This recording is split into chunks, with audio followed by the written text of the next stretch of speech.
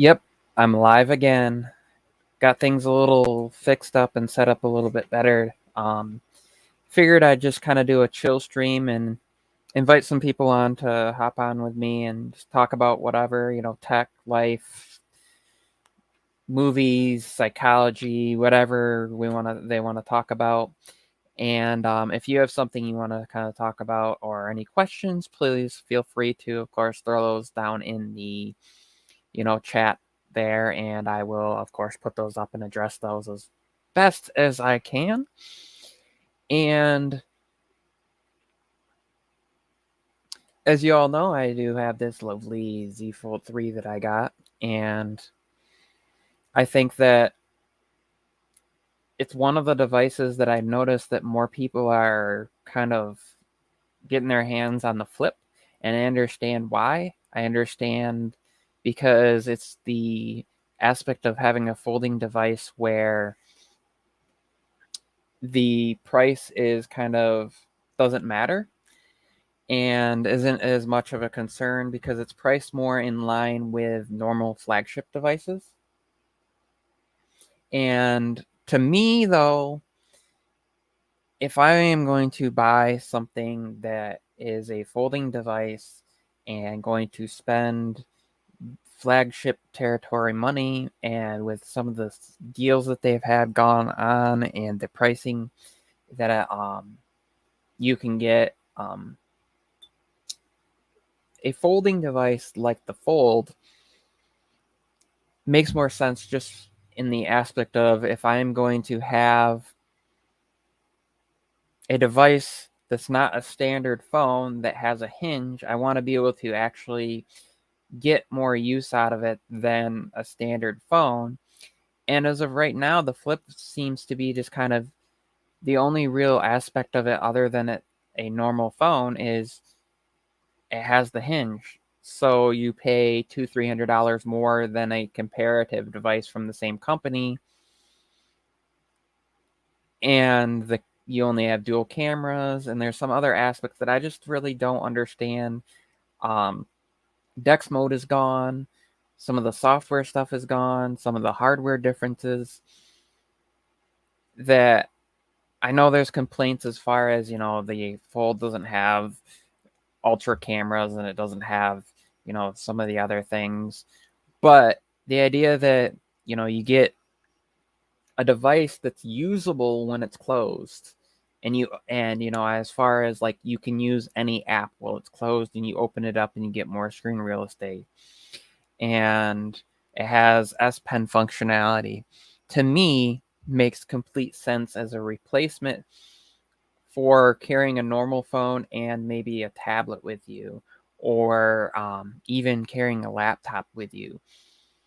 I wish that Samsung would have said with the Flip that we are going to, do some more software integration.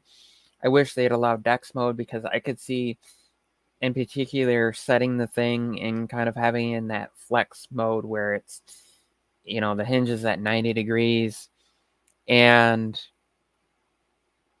be able to prop it up, connect it to a monitor, connect it to a TV, and use it to conduct a meeting. And the ability that I can take something like my Fold and potentially, prop it up like this, have Dex mode, have the camera on the top half of the display, and just have it sitting on my desk, or even a matter of have it so that maybe it's tipped over the edge of your monitor, kind of like this, using the back cameras as your video chat cam, is really nice. And I just wish that they would have done something with the Flip. And I understand maybe some concerns of battery life, but if you're using Dex mode and you want low latency and you don't want a ton of delay, you're most likely plugged in anyways. I guess heating could be of concern, but both that and this device are fairly thin.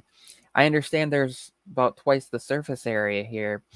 I just am not sure why they still haven't given some of the software benefits, the things that could be really taken advantage of, to the Flip.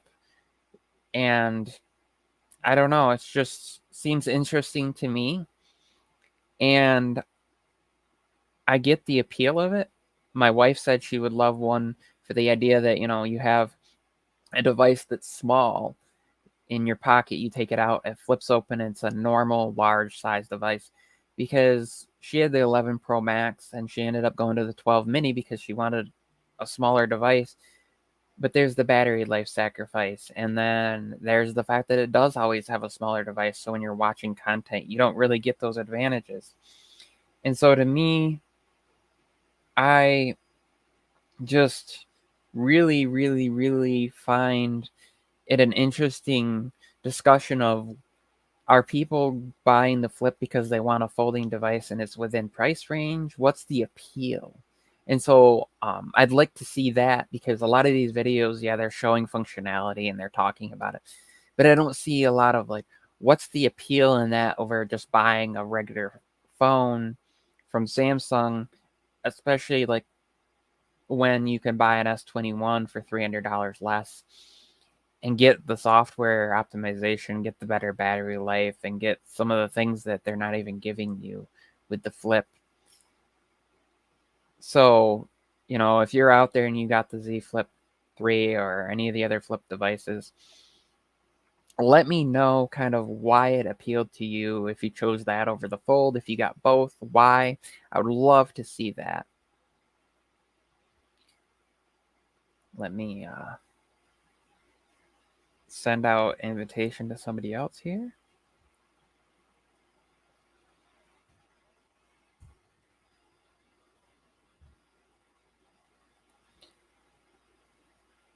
For me, I went with the Fold because personal choice of, if I'm going to have a device that's more than just like a normal kind of candy bar style phone, a device that folds, I want to be able to open it and have advantage for opening it. I also just feel like that outer display is still too small, and that there's missing functionality. You can't use a full app on there. You still have to open the device to use it for a lot of things. Yeah, you can, answer and decline calls just like you could on previous ones. You can use voice reply to reply to some messages, but not all apps work like that. So you still have to open it most of the time. And I feel like, yes, it's designed to be able to handle and withstand a bunch of opening and closing, and it's designed to be able to basically 100 times per day open and close for 5 years before it starts to crack. And but having to open and close, I feel like my concern is that it's almost like a necessary function rather than a benefit of the device. And if I'm going to buy something rather than a normal phone, I feel like there should be some benefit to it folding, other than some of the cool, like, it can act as a tripod when you take photos. But apart from that, where's the software? It's like they bring hardware functionality, but at the same time, it removes some of the software advantages that Samsung has. It removes the benefits of them having a desktop mode. It removes the benefits of them having some of the cool like edge panel features, when those things kind of, I don't know, I feel like they don't really consider the aspect of having a folding screen and um, the benefits of that. And so, will Apple make a foldable? If so, when and how much? So part of me thinking on this question, wants to say no, only because they tend to approach the market as what appeals to most people. And I can even make that argument with the 12 Pro Max, because there are people out there, just typical users, that want the in-camera stabilization that's in there, the larger sensor, the low light performance. Those are all things that everybody can appreciate potentially. Where a folding device is very niche particular market. So even like an iPad Pro is really for somebody who is going to use those features at one time or another. And I can more likely see Apple doing a dual screen thing than a fold than the idea of like, okay, you have something that's an iPhone and it opens up and it becomes like an iPad mini, because they don't want to ostracize their own product line. Hi Sharky. Hi Shark FinTech. How are you? Apple is currently considering a flip phone over a foldable, according to the rumors. Again, because I think from what we've seen, even with Samsung sales now, that's the normal market. And it's not really going to ostracize their other sales, because there will be people that still just want a normal device, and people that, especially because from what I've seen, Apple is more likely to market it towards the higher end. So if they're going to do a folding device, I see that as like they're going to do that as their Pro Max line. They're not going to offer that across the line. They're more likely to offer that in the Pro line of device. And that's not going to ostracize the other sales, but it's still going to be something that they can kind of make their software work well across. Yes, they don't have the home screen where you rotate it sideways and it's, everything rotates, but there are a lot of apps like Facebook Messenger that takes dual panel, and, iMessage, split screen that way, kind of. Email, let's see here.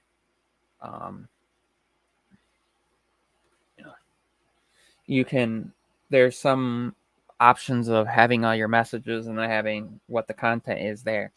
And so Apple's approach kind of split screening things has changed, as well as getting developers on board, the APIs for picture in picture. And I can see them more in line with offering it at a price point in which there are going to be some people that don't want to carry a smartwatch. There are going to be some people that want one device, but when they sit it down, they can just kind of glance at some things. And we've heard, Apple rumored to have an always-on display on their upcoming iPhones with a LTPO display, because it can refresh down to, 1 time per second all the way up to 120 times per second, like the newer Apple Watch can do. And if they put that on a back panel display, so when you fold the iPhone in half, you have something like this, and that's next to the cameras, and the ability to use that and essentially frame, because it's the same size as the cameras, act almost like an Apple Watch. They're still going to get the same kind of money, and you're still going to have people that are going to buy that and an Apple Watch, and you're going to still have people that are going to want a normal Apple phone that doesn't fold, and you're going to have people that are going to use that, and you're going to have some software focused things that, we see Apple borrows things from other people, but they always tend to come in with some sort of unique function. And I could even see them doing something similar to the mode that they have on the newer iPads, where it follows you around. It's called Center Stage. I can see them bringing that to the front and back of the iPhone, and the ability to, let's say, prop that up and be at a meeting and use that to chat, or, your FaceTime conversation, you set it up and everybody's in there. And as people kind of come and go, it can reframe. And we're already seeing this happening. But I think the struggle really would be how do they price it and not price themselves out, because even though Android companies kind of compete with themselves, and iPhone kind of Apple kind of really only competes within its own market. They can't price it too high, because then Samsung can, the Samsung is really good at marketing, can come out and be like, well, you want a flip folding device, we have it at $9.99, and Apple has to be careful with what price point they put it at. Do they come in and do they offer it with similar cameras and specs to the regular line, and then have the Pro and the Pro Max be more expensive, or I guess have it replace the regular and base Pro model, and have the Pro Max still be more expensive and still have like a mini and regular that's cheaper, and have it have the advantage of it's kind of in between. It gets the cameras of the regular lineup, but it gets some of the functionality as far as stabilization of lenses as the Pro Max line, but is priced cheaper than the Pro Max because maybe it only has 2 cameras instead of 3, and not as large as sensors, and battery is smaller, and maybe the display is smaller. Probably doesn't get as bright because as we know, even though the folding display technology has gotten better, it tends to not get as bright. And I think part of that is to not kill the battery. Part of that is how they have to split the cells of the battery, and of course, cooling as well. So I don't know where Apple would price it. I could see them pricing it similar to the Z Flip, and then having the 12 Pro Max come in, at that like $11.99 and up price point. I could see the iFlip, or whatever they would call it, at the $10.99 and $10.99 price point, $9.99 and $10.99 price point, and them kind of splitting their lineup a little bit more, and having really one normal level phone and one Pro Max, and then the folding phone in between.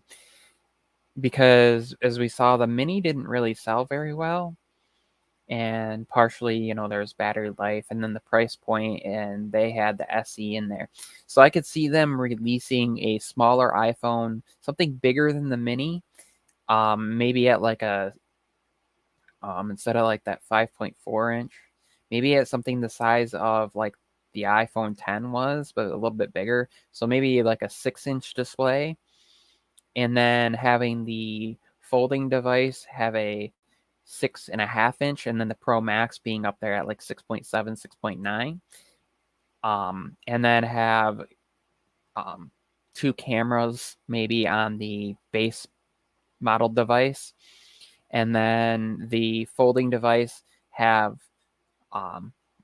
3 cameras, and then the Pro Max having 3 cameras but better stabilization, and some of the functionality that we saw that the Pro and the Pro Max line had, as far as HDR, 4K 60 video, larger batteries. The Pro Max as well had that physically stabilized sensor.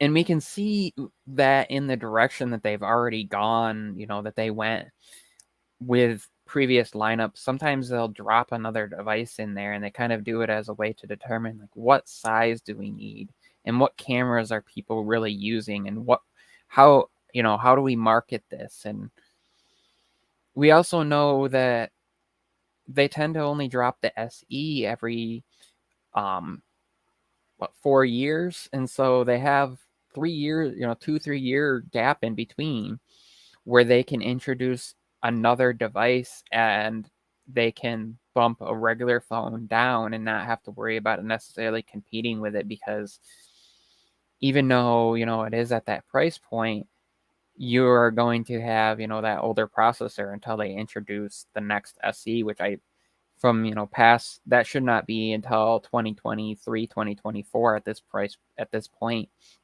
And I just see them addressing things as like a normal use market. And really it all comes down to what hardware is offered to them.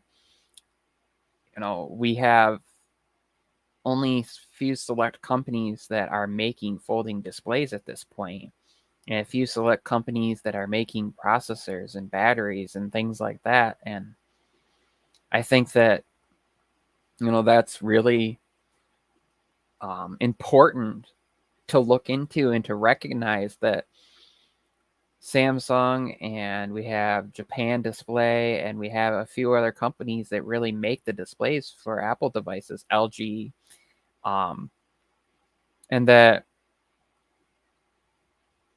is, that's when people say, well, Apple takes a while.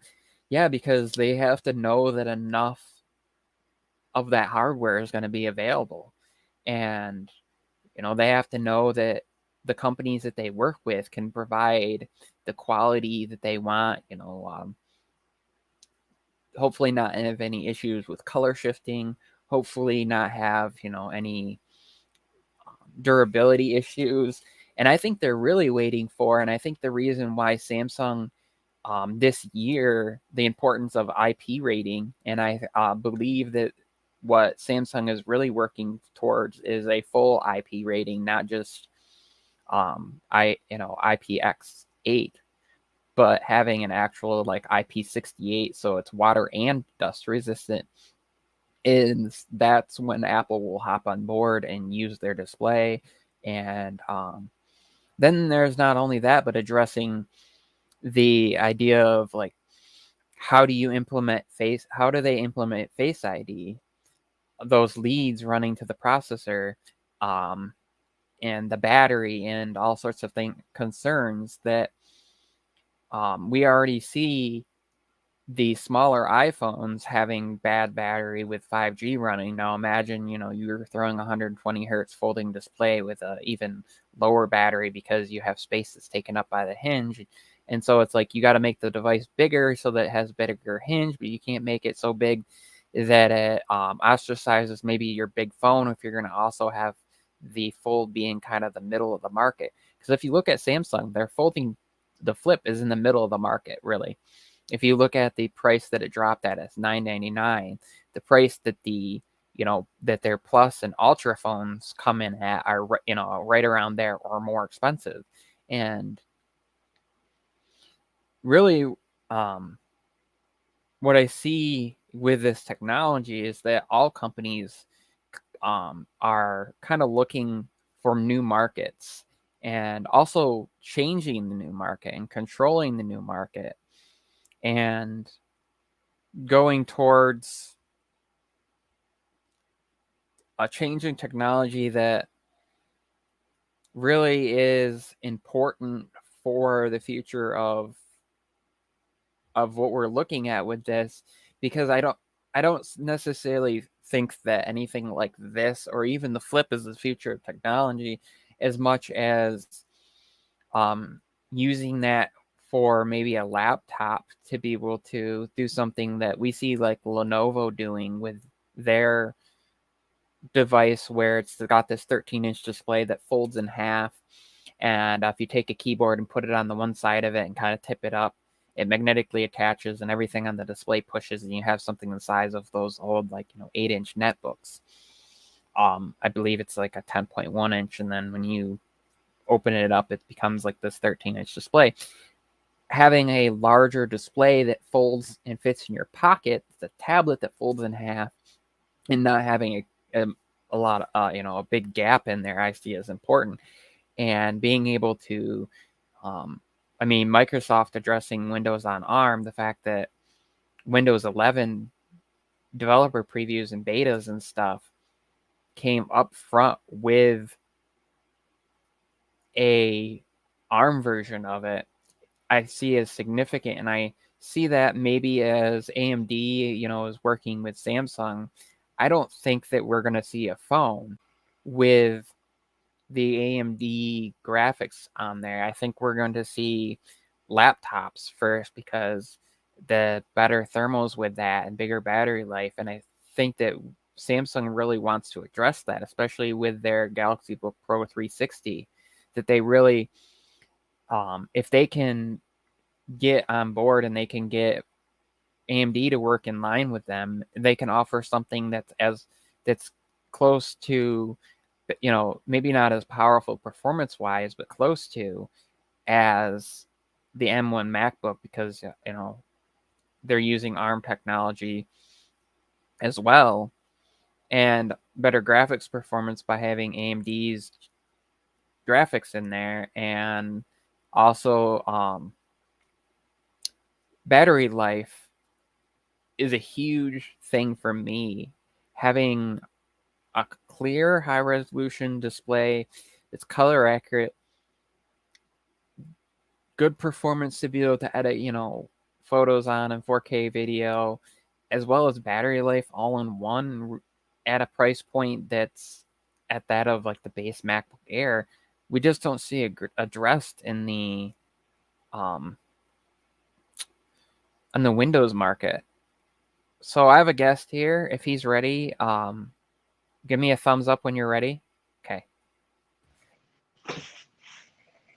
Yeah, thanks for having me. I'm trying to fix this lighting, but whatever. Can you see me real good? Okay, cool. It's fine. It's a little bright over your right shoulder, but I guess the angel's on that side, right? So no, right there, right? I don't know, right there, right? I don't know. That's good. The angel must be on your right shoulder because it's a little bit brighter over there. Don't say that. I don't want TT to come around. You know what I'm talking about, right? Tech Yeah. Trenton. Yeah, my color light is it's about to die, so I didn't want to use it. It's not 10% is not enough. So I don't know if you had been listening to what I was talking about, but I was just kind of addressing where I see kind of the future more of folding technology being sent to that it's more of for other hardware. I don't see it as much for phones as I see it in the idea of like the Lenovo tablet. Sarah Dici did a video on it where you have this 13-inch display and then it folds in half and you can throw it in your bag or like your purse, and it can be used as a 13-inch display with a wireless keyboard trackpad, but also you can take it and fold it and then put that keyboard trackpad on one half of it, and it acts kind of like a small laptop, like a netbook. So if you will need to use it on your lap on a train or plane or whatever, I see that more in the concept, especially because But the that has hinge. been around for ages. The foldable tablet 2-in-1. I see that that is more of a concept for things than other aspects. Let's see here. Honestly, So go let's ahead. see. Shark Fin, I'm sending you a link. I sent Mark a link. I don't think he realized that I sent him the link though. Because I sent him the link like let's see, when I sent him the link a half an hour ago. Okay, go tweet them, regular tweet, put check your DMs. That's what I do to people. Let me get back over here. Yeah, as far as followables, I think they're gonna be here, but they're not gonna be the mainstream. They're gonna be. I mean, they've been around. Don't get me wrong. If you look at the concept foldable, clamshell is part of foldable. I mean, but now it's different form factor, but they've been around. Just been evolving. That's just because we have phones like this that we open like that. Remember, we used to type with the keyboard, the QWERTY keyboard. The Sidekick. Well, Sidekick's not really, but we have smaller phones. So therefore, the form factor been around. It's just evolving in different form factors. if you look at it. Yeah. I mean, I don't know. I think it's I don't know. The problem I see with like the device that folds, that's a tablet that folds to um like that folds to a laptop type of thing is you're gonna always almost have to have that little like keyboard that slides in the middle that goes over it because typing on a touch screen just isn't it's just not there. It's the reason why Apple sells their Magic Keyboard with their iPad for people that are typing a lot. Yeah, you can set it down on the Surface and type, and if it bent, that would make it a little easier because you could have it where you could see in front of you and have your hands down, and it's not at a weird angle with your neck or whatever. You're not holding it up typing like this. But having the ability to have, I guess, just a native thing on there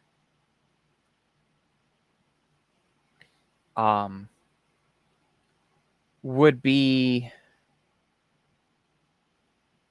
something that I just don't see until that technology until there's a way to have like some sort of pinpoint haptic almost, like if they can make it so spot on, like when you hit specific letters on that virtual keyboard gives you feedback.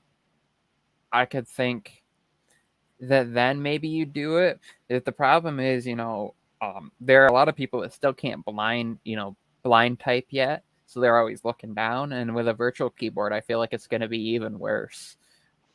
Yeah, but And can I so say you might as something? well just buy a regular laptop. It's going to be cheaper, and you're going to have better thermals because you don't have to worry about cooling like a display across the whole thing as well as the components being behind it. But when ARM technology is out there, I think that might be when we see that it becomes more universal and unilateral across the Windows market. Because right now, I mean, I have my Galaxy Book Pro 360, and that gets quite warm still when you're doing, even just doing regular web browsing or watching, 1080p video on YouTube. It gets pretty warm. And so to have that behind all one display, I mean, Microsoft tends to do it with the Surface, but I also know they tend to throttle some things down. Mm-hmm. But can I say something quick? The thing is the convenience factor is not there. But they have this iPad or any large screen got the form factor of the small keyboard. You could divide it and it's more. But the problem is that I think the best implementation of swipe is done by Android. If you could do that on a bigger form of canvas, like the iPad 11-inch and above, and you could swipe, swipe, swipe. If you're good at it, depends, like you said, depends on the person, how good they are typing. The swiping thing, it could be beneficial. And some bigger form factor. I don't know if you agree with me for typing. Um, that I don't see nothing else because everything else is conference. Unless you have a keyboard, everything else is going to be not really comfortable. yeah, the whole like I don't know. The other thing I see and I wonder why more people don't do this, is just the ability to the whole voice to text thing. I feel like when we have headphones and earbuds that can isolate our voice as well as they do now, but even better down the road, the idea of like you just have your earbuds in, and now Apple's problem is like their earbuds don't last a full workday on a single charge. Like if you're using it constantly, you'd have to have multiple pairs to swap in and out Don't or don't have let me like a break get in don't let me there. get started with Siri. She does So, not recognize my voice at all. So but what would be really great is being able to um is the idea like with a tablet, if you the whole thing with a phone is it's really easy to just one hand pick up, swipe, or even type, but like a tablet gets kind of heavy.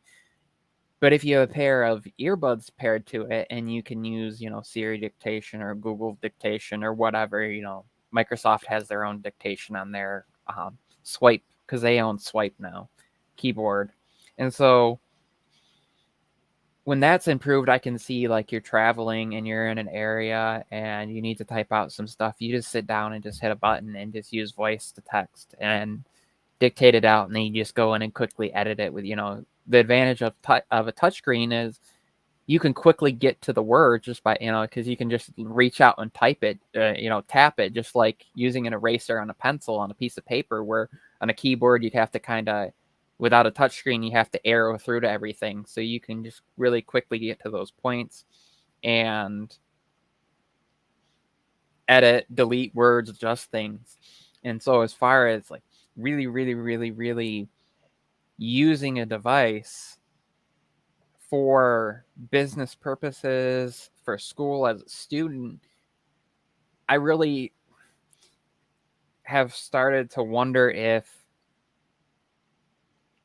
there is some advantages there, even if you sacrifice some things with suggesting like an iPad to somebody versus like a MacBook in some instances.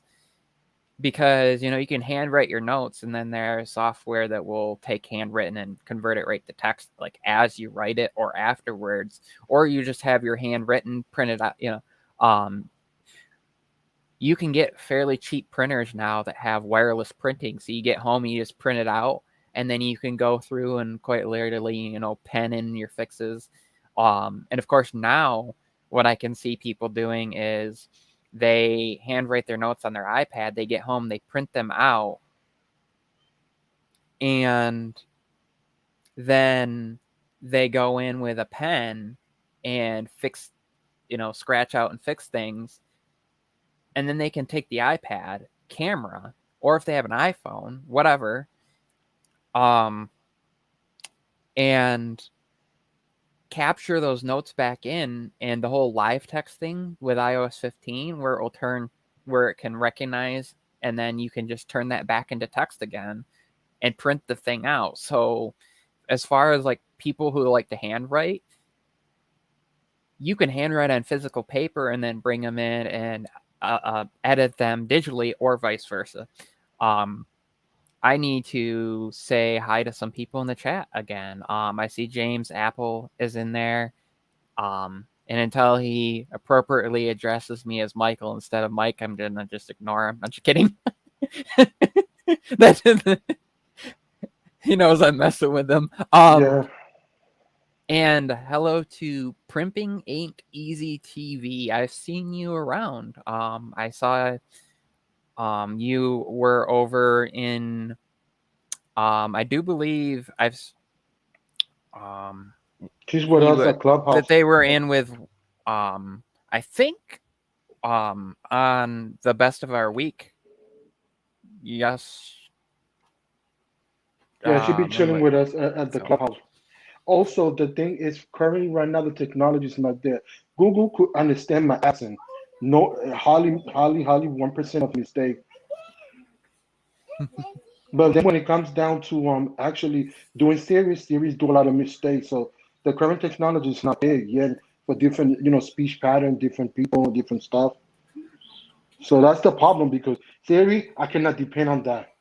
So I mean, that's just the problem with my accent. So it depends on the type of, pronunciation or that. So if you want to voice it this day because you're using different form factor to make it easier, right now the technology is not there. Google do it better, but that's just Google. I don't know if you agree with me on that aspect. One of the things I have noticed with like iOS 15, iPad OS 15, Watch OS 8, and Mac OS 12 is, since Siri has gone to being on device for stuff, the dictation, as far as like when you're talking and converting that to text to send out an iMessage or Facebook message or whatever it's in, tends to be, faster. And also, the thing that people have to remember with a lot of these is they learn over time. So if you're somebody that's like going back and forth between like an iPhone and an Android device all the time, or you're not using like Siri voice dictation a lot on an Apple device, it doesn't have time to learn your voice because it's doing it on device, and it's doing it as, I know people are gonna poo-poo on this, but it's doing it in a more private way. So I have tried to talk to Siri because of that matter. I try, and still get sometimes 50, 60% of my stuff incorrect. I get frustrated. That's why I go to Google. I try training. I said, let me train it because Michael told me this, and let me do it for a couple of weeks. I did it for 2 months and nothing. Yeah, yeah. Sometimes 30%, sometimes it's 30 less, but still, it's mistakes there. So maybe when I get iOS 15, maybe it's a different story. Maybe it'll get better. But the well, current stage, we have 2 more guests coming on, and if Sharkfin Tech and James Apple give me the thumbs up when they are ready, I will bring them on. See, Shark's ready. James, are you ready? Give me a thumbs up when you're ready, bud. I'll wait for him. Can you hear me okay? Okay, there we go. Yep. Good. Welcome, gentlemen. What's going on, Mike? How you doing? Good. How are you? Was you ask Sharkfin or me? Both of you. Oh, nah, man, I'm good, Okay, man. not bad, thank you. I'm good. Can't complain, man. It's been a while since I've had multiple guests on StreamYard. I forget how well it works sometimes. It's all good, man. Last time, was it last weekend or when I was doing a live stream and it kept, I was on somebody's live stream and my camera kept messing up, and I'm like, enough of this, I'm busting out the regular camera. So today I have the nice bokeh going on there. Got my A6100 hooked up, and I'm just using the Sony camera utility, which isn't the best because it's limited, but the fact that I'm streaming at 720p and each of us is like 180p right now, so I don't think you'll notice the fact that they limit it to, I think it's like 525p or something like that. But if you think about it, even if it's just me on the screen, that's not much less than 720p. Like, I don't think most people would notice. Right. And it's just really nice. I don't know. Not having the delay that's there should be good. I went live briefly talking about my Fold, and I was like, wow, there's a huge delay between my voice and I was using OBS, and then I was screen capturing the window from Sony's Image Edge remote function and bringing that in, and then virtual out of OBS into StreamYard. And for some reason, there was a huge delay with it. So I'm like, you know what? I'm just going to finish what I'm doing with that stream. I'll check it and see if it's actually that much of a delay. If it's not, I'm going to clip it and re-upload it as like a full-on video. There wasn't a ton of people there, so I can just delete that and just do a regular video later. But I'm like, you know what? I want to hop on, invite some people on. Let's talk about whatever, hang out, chill for a Saturday night. I know there's a couple other people that are live right now. Not much I can do about it. Like, if I wanted to go live a night of a week when nobody else was live, I'd never be able to go because literally there's always somebody on. You just can't help it. Right. That's true. That's true. That's true. Like, it's like, what is it? Is it Holler at Your Boy like has the same time slot as Viper during Friday nights? Like, it's the open mic night. And it's like everybody, like, I think, what was it? Like, Oscar had that same problem. Like, how do I not step on somebody's toes? I'm like, bro, just make people just show up. Just make people show up. That's it. I think Viper even said it to him, like in Coffee Talk. Yeah, I guess I'm the lucky one that I do it on Monday, 7 p.m. So Eastern time. Sharky, did you got my DM that I sent you? I did. Thank you. And I'll. Okay. The answer is yes. And.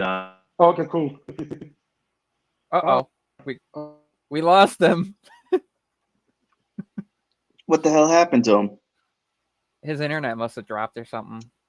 Oh, was gonna say, did it's we not- lose Lewis? Did we lose Lewis? Oh, did we lose him too? Oh, Jesus. Oh God, is StreamYard gonna mess up? I was gonna say it shouldn't be my end. We actually got our internet upgraded recently, so The AT&T hasn't been unreliable to me. Thank God. we're on WoW, which was actually bought out in Ohio. I'm in Michigan, and so they might be happening. They might be jumping my way. But they were bought out by a Canadian ISP, so I'm a little nervous I about know- that. But they did double our speeds recently, so we went from actually a few months ago we went from like 50 down and 5 up to 100 down and 10 up, and they just doubled and they just jumped that up for free again to 200 down, 20 up. So that should help. The upload is really what's needed. Like, in all opinion, I would switch that in a heartbeat. I had to switch around to have 20 down and 200 up in a heartbeat because I upload way more than I download. You know? And also people don't understand the difference between like download, like upload is more because like a stream like this, like it needs some upload bandwidth, or like Zooms and WebExes and et cetera, and like a lot of people don't know that. So it's like when it's like you see somebody just like blurring out, like botting and everything during conferences, that's what it is. And I didn't even realize that until like somebody, I think earlier during the pandemic, somebody put me onto game with that, because beforehand I think I was using Comcast. And Jesus, I had the Telosa Tech part of Comcast, where it's like they just did me dirty. Where it's like I think there was like one day, like there's always like they always maintain their network, and it's like at the wrong time when it's like I had to like just do school assignments, and it's like boom, done. Like you're not going to use the internet for a couple hours. I'm like, damn it, I needed the internet. But but it's kind of weird that they're trying to change up their whole marketing tactics. I'm like, y'all are not fooling anybody with all that. Hello, Savage. Hey, How are welcome. you? You What were up, all Savage? together Can you hear again. me? Yes. Yes. Yeah, we can hear you, Lewis. What's crazy is I saw somebody posted on Twitter today. They're showing their internet speed and they're paying $70 a month for gigabit, and they're like, should I upgrade to 2 gig? And it was like $30 more a month. I'm like, most people would be lucky to pay $100 a month for like 100 meg speeds in some areas. So if you can get 2 gig speeds for 100, like, yeah, I guess, going from $70 to $100 a month, it's that's a decent percentage. It's 54% or whatever, but still that's nothing. Like, just do it. You have the extra bandwidth then, especially if it's I would say more importantly if it increases your upload speed, because I know some people they're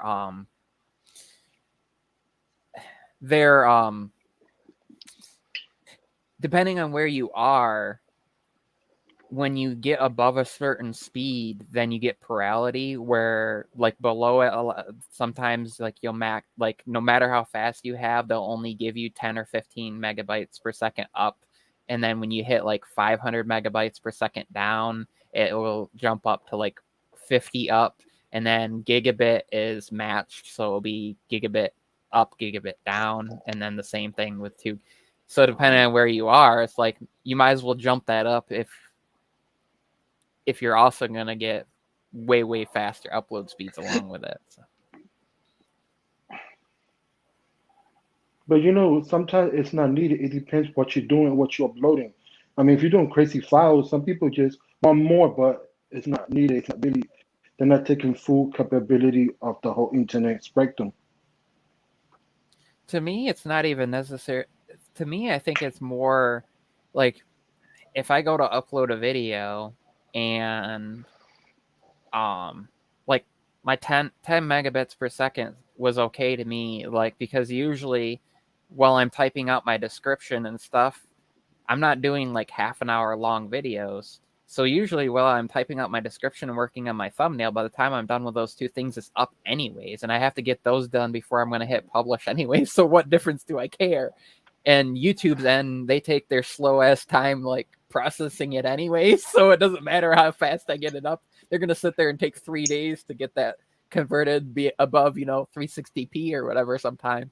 But just if you can get like, that, if you can get that video up there faster, then maybe Right. it will get to them, and then you can just worry about the other stuff, and your processing can go into that, and you don't have to worry about like you're in the middle of an upload and the signal just drops in the middle of it, Oh, disconnects, Jesus. because it's Oh. already up there. So you could Oh. upload. And to me, I would love to be able to upload full quality, full above web quality. Like I would be able to. I usually upload. It's only like 50 meg, 25 or 50 megabyte per second, 4K 60. I would like to be able to hit the 150, 200, 500, like those high quality, Right. if I'm recording it in any ways, and most of the time I export in it, because export speeds don't seem to be much different. It's just, if YouTube's going to take days, then I just need to I guess start recording 10 videos at a time or something, so I could put them all up there, and by the time I get to the last one, maybe they'll have it finally ready to go. I don't know. But you know what piece of equipment amazed me? That all the equipment that I have, that I'm super in love. The iPad is a beast, especially on uploading and handling 4K, 8K, and stuff like that. People have done it also as a single productivity task. Each by one is a beast. You do one thing, you concentrate, you boom, and I'll go to the next one. I love my iPad. It's a 2020 model, but 11 inches, but it's doing everything. Oh, I was like saying, I was like, wait, you don't have the new one? I was like, well, wow, that's kind of crazy that like, it's like it's just like doing like beastly numbers for you. Like, Yeah, like because people just go on. No, I was gonna say it has been proven on the videos that people had do it 4K, 8K, that they have been done on YouTube. So therefore, it's a beast. It can handle it. Mm-hmm. Yeah, go ahead. Yeah, that's why it's like, it's like whether you buy the M1 or, because I think what memory serves me right, on the Apple Store, you can still get the refurb models of the 2020 iPad Pro. Because like they're still there. Yeah, I think Best Buy some of them. I think they're trying to dump them out. Yeah, they've had some really good deals on the 2018 ones for a little bit there too. Yeah. Like you're talking about like $650 for like 512 gig 12.9 inch at one point refurbed. I was like, dang. Yes. I saw that. I'll take that. Like, wow. Mini LED now, be damned. But I'm just thinking about like next year around the time, thinking about like when the 2021 models, M1 models, are on the refurbished site, and you're seeing these for like super good deals, being able to go on there and buy like the 1 terabyte 16 gig RAM model for maybe half the price it was when it came out, and stuff is gonna be insane. Yeah, when the new cycle M2 comes out. Oh yeah, it's gonna just be doing beastly stuff. It's gonna be doing beastly stuff. Well, it's got to be better than mine right now, because I was gonna. This one is, compared to my Samsung tablet, Michael, this is just horrible. I'm just gonna keep it real with you. I know I'm not saying anyone here is an IT per se, but this is overall this is a 4-year-old. This is the base 9.7 from 2017, 5th gen, right? Mm-hmm. But it's terrible. I can see like the delay between, I have it on YouTube on mute, and now you have the stream here, of course. And first of all, they should have the, like the Samsung and other normal tablets or laptops, the selfie camera should be centered, on in landscape mode on the top, right? And then second, I don't know what it is. It's just a lot of delay and it's just weird. But the audio is better than it was before the first time I got logged out a few minutes ago. But the video still seems choppy and like a delay. I think we're losing him. So I don't know. Maybe I Yeah, need that's to got- slow or at least an Air Force or something. That's got Oh, can you? what would that be like? I think that's got 802.11, probably G. I don't even know if that had N in it yet. Like you're talking about some older Wi-Fi protocols Mm, as far as like the Oh, no, that and the makes sense. frequencies and like the range that you're running Yeah. off from. So if you're farther from your router, like it's because I had that was actually so I've had the original iPad, the iPad Air, the iPad Air 2, Really, the right iPad, next the original to- iPad Mini, the original 9.7-inch iPad Pro, and then of course the first M1 iPad. Like I've had the original of the different things, that they've gone through as far as the I only transitions got that this they've one. done. I only got this one. I only got the 10.5-inch iPad Pro. That's the only one I got. Like What is that? A The- 2017, James? I think that's a 2020. No, That's this a is 20. the 2020 Oh, I'm sorry. Okay, yeah. with the Magic Keyboard, and I got a skin on it. So see, I got the Yeah, he's keyboard got cover the and everything. yeah, he's got the 2 cameras and everything. So that's the thing about Apple. D Like brand skin, I got which everything. my man. I got everything. Need You know what? D They brand to want sponsor don't you pay some twice. money. Buy it nice, or was it Sagita was like saying like it's like you buy it Yeah. nice, not buy it twice. I mean, it's the truth. Oh, that guy, Tech. Yeah, he's a good channel. I forgot his name. Yeah, Tech Gear Talk. Oh my God, Yeah. he's the goat. Yeah. He's the goat, man. Yeah, I he's think good. I think I recommended him like some AirPods tips or whatever to use like for basketball. He's like, thanks. He's like, salute. I was like, yep. And I didn't get a dime off of it. No affiliate marketing, no affiliate links. All right. Same thing when I gave Lewis the was it the Apple Watch band, the one that like detects your water or whatever it was. Nice. I just like gave it to him. I mean, I still have it somewhere, but yeah, it's one that just like you just put it to your wrist and stop Siri. Yeah, and it just measures like your water intake level. It's nuts. It's a nuts Are you an third all? party. Are you an Oh, all is that Apple What I guy, found is James? it's amazing. Based Is on your that name, or I mean, it's like I said, like I said, I mean, if the shoe fits, hey, all up in the ecosystem. But I do have some commentating on some like Android products because I kind of find it fun, like like an Apple's fan perspective on like I really think that the Flip is going to outsell the Fold tenfold. oh, absolutely, no question. Yeah, like Not just the price, but for other reasons. Yeah, There- I think the price is one of them. The price is right, as Flossie Carter would say. Like the price is right. Like like $1,000 and the phone can just do this and that. Just like opens and close itself. Like like the old school flip phones. Like you have the OGs razors and stuff like that. Just like those types of phones. Which is like it's a nice refresher to have. It's like a nice refresher to have. the thing that concerns Yeah, me, Michael was like talking about it with earlier what I'm about that'll seeing be a flip. with the Flip though, is like you're gonna pay $9.99 or $10.49 for that thing, but it gets worse battery life than like a 2020 iPhone SE. Like that's my concern. Like, Whoa! like I did it, not. like straight up, like people that aren't even really challenging the processing power much aren't getting that great of battery life, and it's partially just like it has a 3,300 milliamp hour battery, and for Android that's small.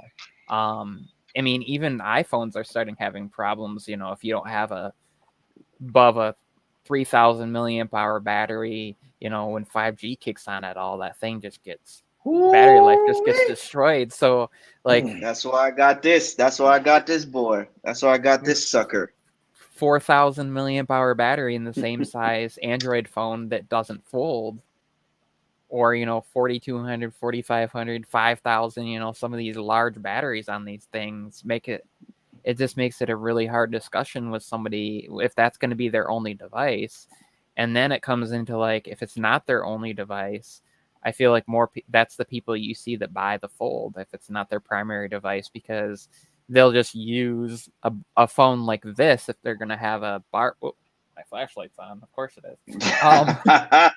If they're just going to have like a bar style phone, they're going to use, something like this, and then instead of having like this and a flip, because it kind of doesn't really make any sense as much. It's like, so you have something like this that becomes a like mini tablet size thing when it's open, which helps for having larger battery because you have more space to put it in.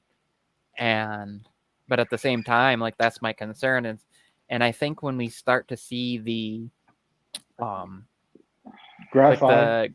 the graphene batteries battery life. and all that Graphene. stuff come out is when we'll see more companies doing this. Like I said earlier, I think that Apple's waiting on, display technology to have full IP rating, so dust and water, not just water resistance, and like the rigidness of the display, but also battery technology to improve and components to not take up as much space so they can still have a big because can you imagine if you had a Fold, you're going to have something like twice the thickness of a 12 Pro Max when it's, in a flip device. Jesus. And then if it's in like a full on this style folding device, it's going to be pretty massive. Although, like I said, like, I think that if you consider the fact that when this is open, right, in this mode, how much thinner that is than like a normal phone, because it's about 2/3 the thickness, maybe, that because you have more surface area, they could easily fit a way larger battery. Like, I could see Apple fitting a 6,000 milliamp hour battery in there easily. Like, if they can fit almost 4,000 in a 12 Pro Max with that big old camera on there and like its thickness, and you're talking about extending the device so when it's open like this, it's a little bit thinner, but it's like twice as wide. I could easily see them fitting a 50% larger battery in there. And I just have a question. Where does the MagSafe go?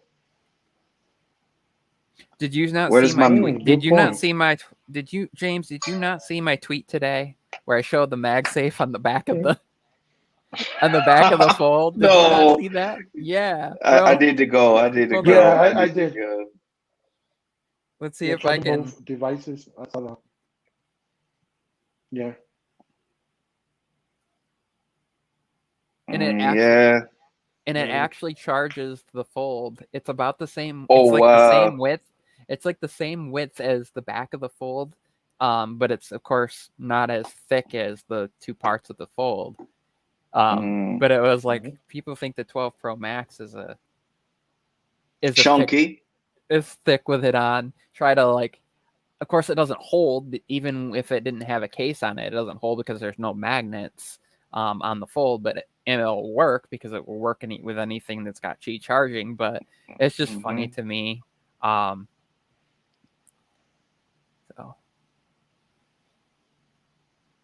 I see we got a couple other people that have rolled in here over the last few minutes or so. Barry Johnson is in here, and I see Sneed just rolled in, and it's been awesome to see everybody rolling in, especially, like I said, because I know people got crazy lives. It's a weekend, so people are gone from home, and there's sports events going on, and other people streaming, but I think a lot of people aren't. I think a lot of people aren't streaming for another hour or so. Usually, 2 hours. I got a confession to make. I got a confession to make, and don't get mad at me, James. I've been with Apple since iPhone 7.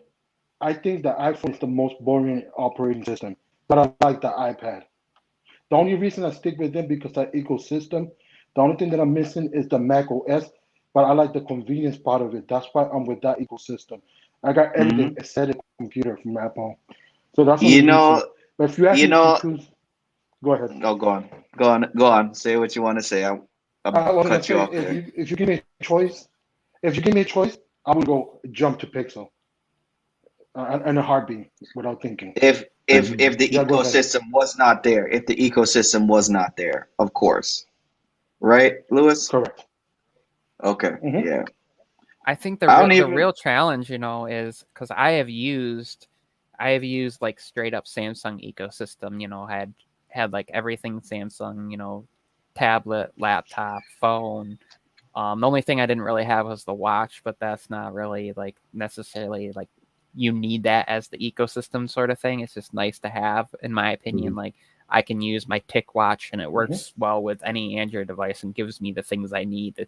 I can respond to messages, I can respond to Telegram, I can respond to Facebook messages, and I can, check my pulse and my SO2 and all this stuff. And it's, fairly reasonably the retail price, full price on it was like $300. Of course, you see them all the time for like $200, and for Mhm. what it is and the battery life and all that, it's pretty.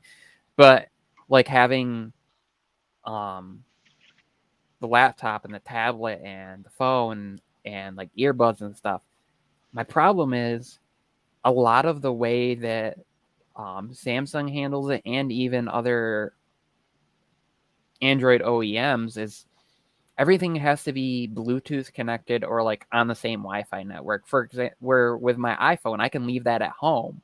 And like if my home internet went out, as long as it has some connection, it could be on cellular. And I could be like in Thailand and like Bangkok with an iPad and still get all my calls and my messages and like my FaceTime and everything will sync up, right? And then I could like accidentally leave that And there that's and like why I love come back home and Apple. have my MacBook and everything's just I could be in I could literally have like an iPhone I leave in the US, an iPad I leave in like Germany, and like a MacBook in another country because let's say I'm traveling between and just like leave them there so I know I have a piece of it there. And I get that like everything syncs up really well. The experience is there. I know my photos are going to be there. I don't have to be like, oh, I need to have my phone connected to my laptop via Bluetooth or on the same Wi-Fi network so I can see my images so I can send them off. They're in the cloud or they're in photos and everything's just synced up. So like, I could be sitting here and I'm not using my MacBook right now, but I could be, and somebody messages me, I don't have to pick up my phone. I have access to all my photos. Where like Samsung's equivalent work on it,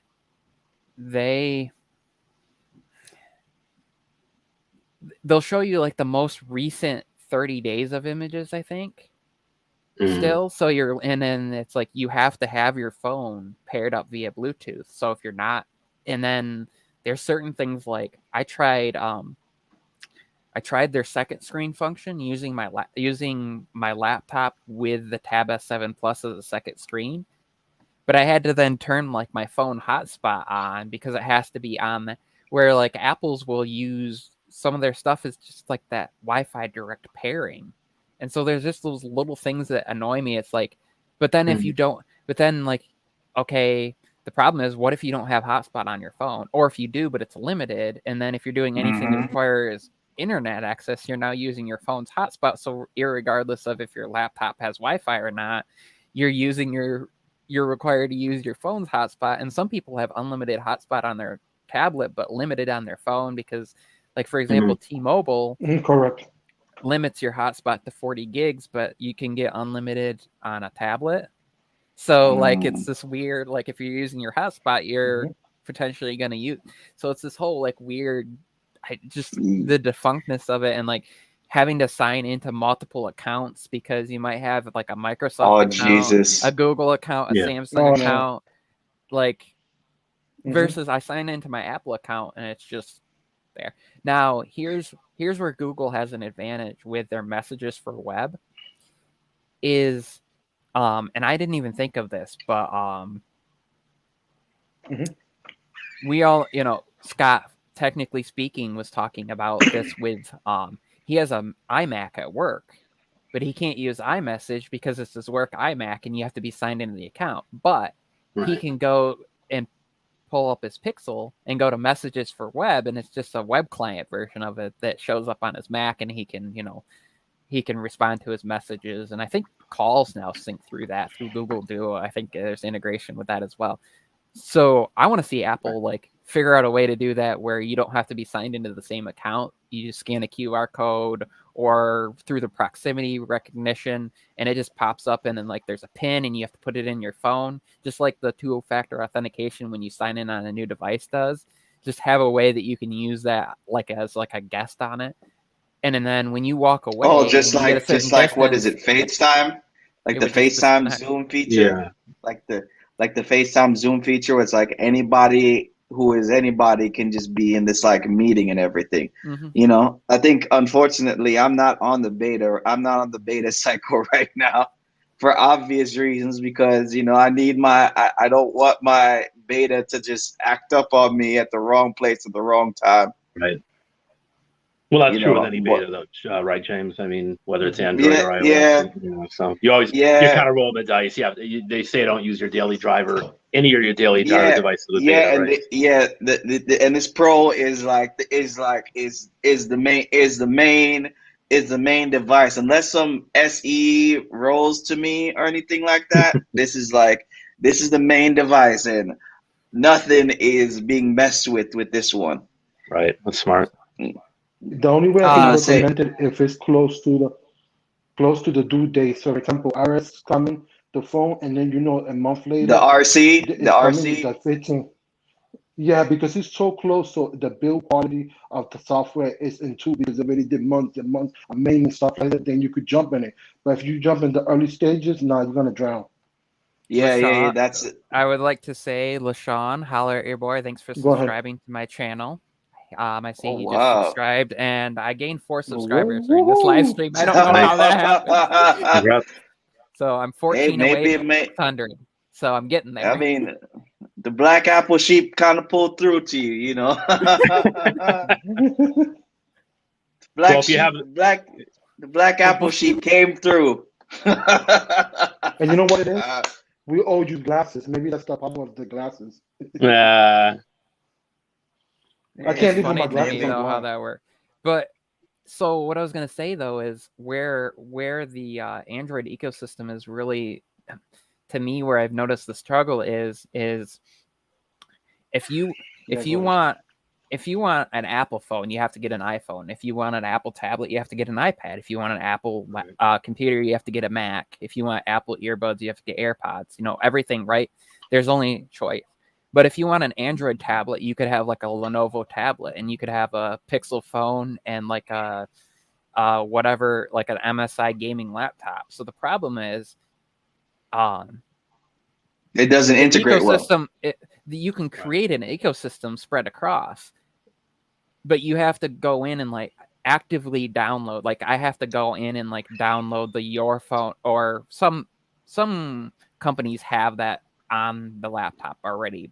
But if they don't, you have to go in and you have to install like the Your Phone app.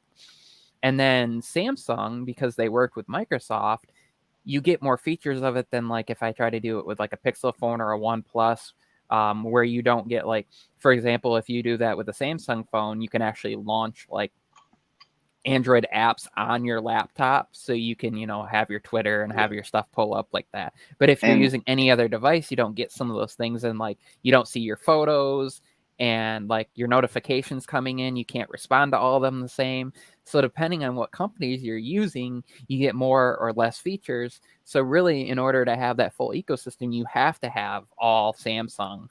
And like Google, like they don't have, they have Chromebooks and they have Pixels, but they got rid of their laptops. And then now they have their Pixel Buds A didn't they just they're maybe working on a watch, but we don't know. So it's like there's partial ecosystems within other OEMs, but Samsung's really the only one that has an entire.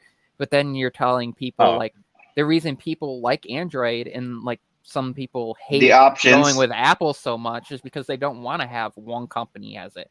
so now Samsung is like telling them, well, no, you still have to. So then people are like, well, if I'm going to do that, then I might as well go with Apple if I'm going to be locked in with one company. Yeah. So that's like so Samsung's like in that struggle right now, and it's expensive. Like the struggle's real. Like the Galaxy Book, the regular Galaxy Book, and like the Galaxy Book Pro 360 are the same price as like what you're looking at, like a MacBook Air, to get competitive performance and battery life and stuff. But you don't get that even. You have to spending $1,500 on a Windows machine to get the performance of the MacBook, but then you sacrifice battery life, and then if you unplug most Windows laptops, you lose performance. So it's like this whole. Yeah, that's true. And you don't have to spend as much. Like you can go out and buy an iPhone SE or 12 mini and buy like regular AirPods and buy buy a regular iPad and buy like the base MacBook Air or MacBook Mini for less than you might pay for like one device in an Android, like on the Android side. Like literally, you could go out. Let's see, $400 for an SE brand new, right? And like AirPods you can get for under $100 now. So that's like what, $500. You can buy an iPad for $329 now. So you're at $829, and then a Watch SE. So we're literally to buy, or like even a Series 3, or even a Series 3 for $200.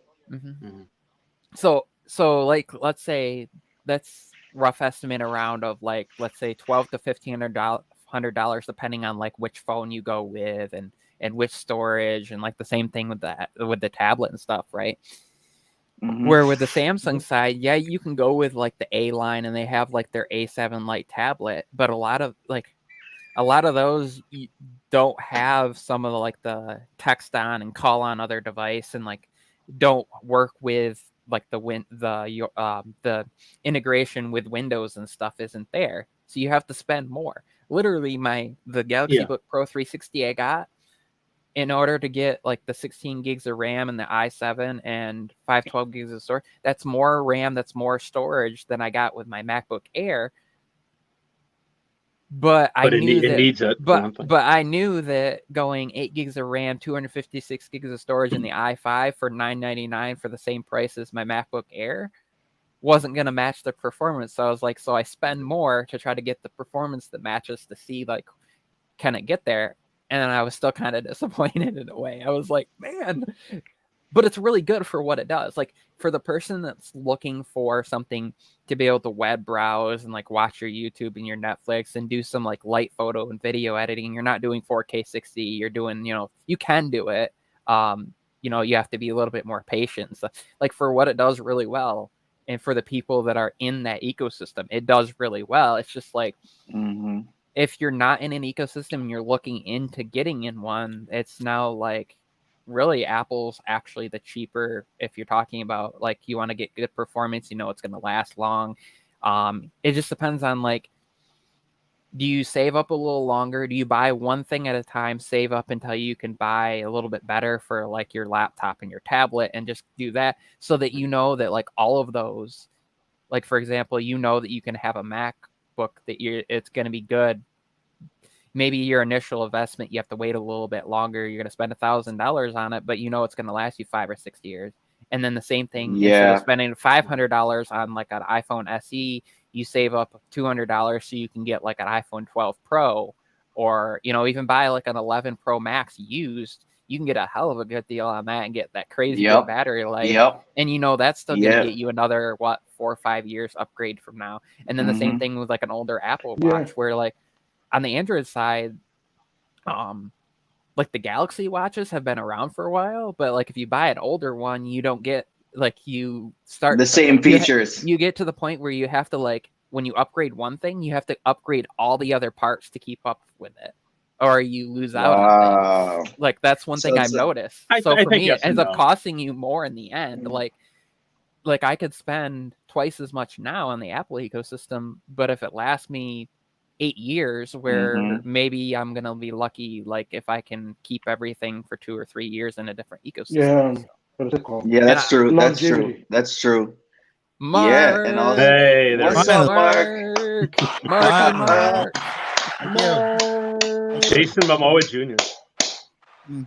Man, how long was I backstage for? How long was I backstage for? Did you guys get kept back there that long?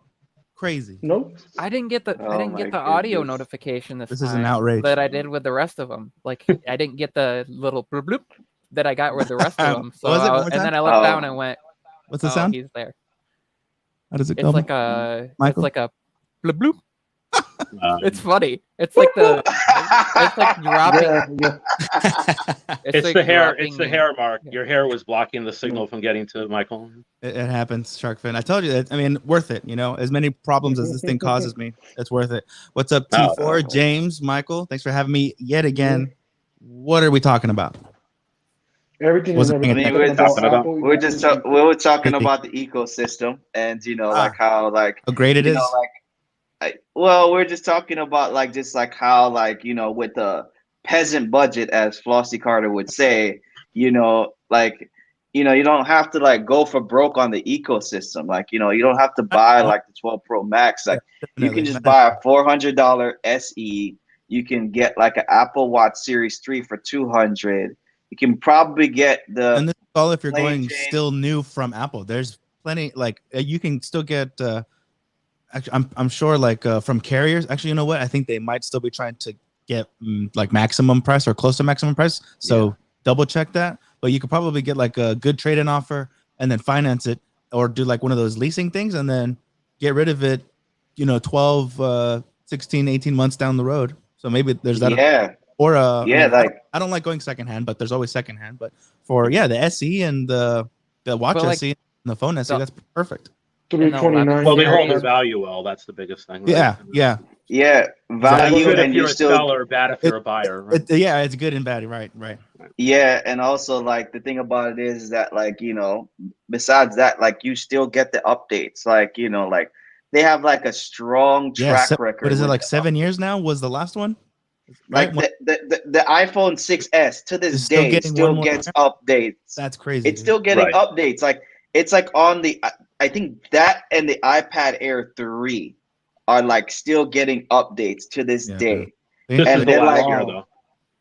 This is the last year for the 6S, I think. They'll be getting updates for long after you're probably going to keep the device. So you may still even be able to security updates. Recover some of the. No, I'm saying get some money back from selling it because it's still going to be, according to Apple, covered for Let's say you go 3 or 4 of those years, you still have 2 to 3 of the years of updates as a selling point when you want to hand it down or sell it to someone else. Yeah, but also Apple do good the marketing part because they cater to the people. What is the use of ease? That's what Apple caters, the convenience factor, and it works well, and that's why people love Apple and stick with them. That's true. Who buy your product? And Us. refurbished. So like that's. Go ahead. Yeah. I don't get why we don't see like Samsung, Google, like any other company out there, OnePlus, we can go overseas, Huawei, Xiaomi, like as far as I know, we don't see like a Samsung.com / like refurbished section really. We don't see like if we do, they don't get the same like I can go like for example, my parents they upgraded they both had my dad had the iPhone 7 and my mom had the 7 Plus, and they both went to iPhone 11s this year because they could get them refurb, and you still get a 1-year Apple warranty, and you can still like I believe you can still do Apple Care Plus on there as well for I think it's limited warranty. I think isn't it limited warranty last time I checked? No, it's 1 year. Refurbished 1 year. It's just like a brand new phone. Yeah. Did you see I forget who posted it on Amazon? You can get, depending on what you get, for Amazon's like their version of that, like refurbished or I think renewed. Yeah. Yeah, renewed. You can return some phones even before the 1 year at the 364th day, or maybe even day, like exactly 1 year for a 100% refund. That's freaking crazy. Right. Who does that? Yeah. Travis MCP, I think, did the video. He was talking about how Amazon now has. Correct. I mean, wait, who? Travis? Who is that? It's called Travis MCP. No idea. Prime renewed. Yeah, that guy's always on my my Twitters. He doesn't leave me alone. That guy. Amazon directly, it's direct from Amazon instead of third party, so you might pay Right. a little bit more. Right. But most of the renewed is 90 days. But yeah, that's insane. So like you could go out and buy like a new phone, right? And then like a renewed version. Well, you're covered either way. And if anything, and were then, dude, 12 months. And then it, like 11 months and 29 days, be like, yeah, I'm gonna return this, and then just buy like and also 90% battery health on theirs instead of 80% guarantee, right? Which is like the I was just gonna say that. So yeah, the so guarantee. then like let's say in a year that's down to 80%, like you lost the 10% a year. If you want the exact same phone, you could just like return it and buy the exact same one at 90% again, and just right. I mean, technically, yeah. Amazon frowns upon like they will kick you off if you have like frivolous returns. But if you do like one return a year, I don't see them frown all you want. Carrying, and they know that people are going to take advantage of it. Well, of select few should, you know, like. But the other thing is, in theory is if you bought like, let's say an iPhone 11 with 90% battery health, and then you return it a year later with 80%, and then you bought like another one with 90%, they can just take that one that you brought back at 80% and then flip it over to that used, like the lower 80% guaranteed, like used, and resell it again. So they're still gonna get again like maybe $100 less than, and then you're buying and then Amazon you got refunded, but then you're still all Amazon has to do is reset the battery thing, right? Make it say 90% again. There you go. What were you gonna say? No, but they always come out ahead. That's right. Yeah, always check for your needs. But don't forget that Apple also get the developers the app for that, because the optimization, so everybody go for that, and then that's make the experience even more better, so people fall more in love with that. Like Twitter, Instagram, everybody is down for that because it's one operating system. You don't have to do multiple different screen, different phone, different crazy stuff and jump hoops. So therefore it's easier. And then people be like, oh, this worked better than Android. I love this. Let me stay over here. No app crashes hardly and stuff like that.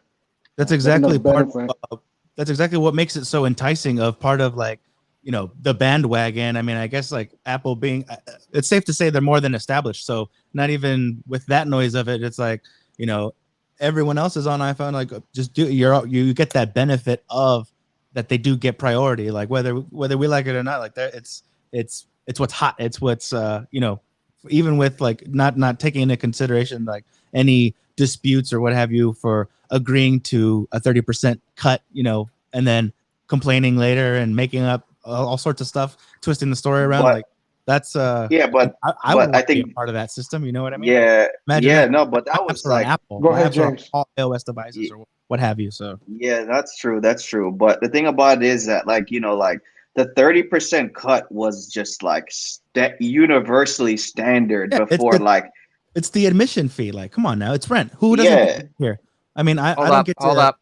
Good night, primping ain't easy TV. Oh, come on! I just got on. I just got good night. I only came on here for you, Primmy. You convinced me in the chat. Wow. Oh my. See, that's what happens when you go. Actually, no, I was gonna say an Android support joke, but she's on Apple, so that doesn't count. The longevity of products. Go ahead, Michael. I can still say she's supposed to support me because she's also Team Apple and Apple support, but whatever, it's gone. The one thing so there are a few things that, of course, I will address here, like as far as there are disadvantages as well as with that is because Apple being one company means that you are restricted to what they offer to the consumer, right? So like if you're in a niche and they just don't have the device that you want. Best Buy is only going to sell me whatever Best Buy carries. I can only get Domino's from Domino's. Come on, guy.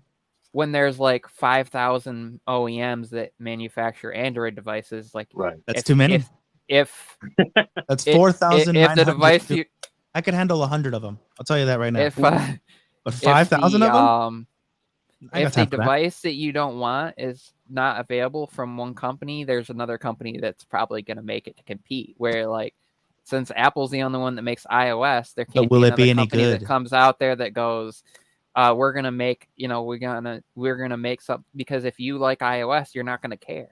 But if it comes down to like, I want that device and I don't care what OS it runs as long as then we're not talking about it offers me the feature.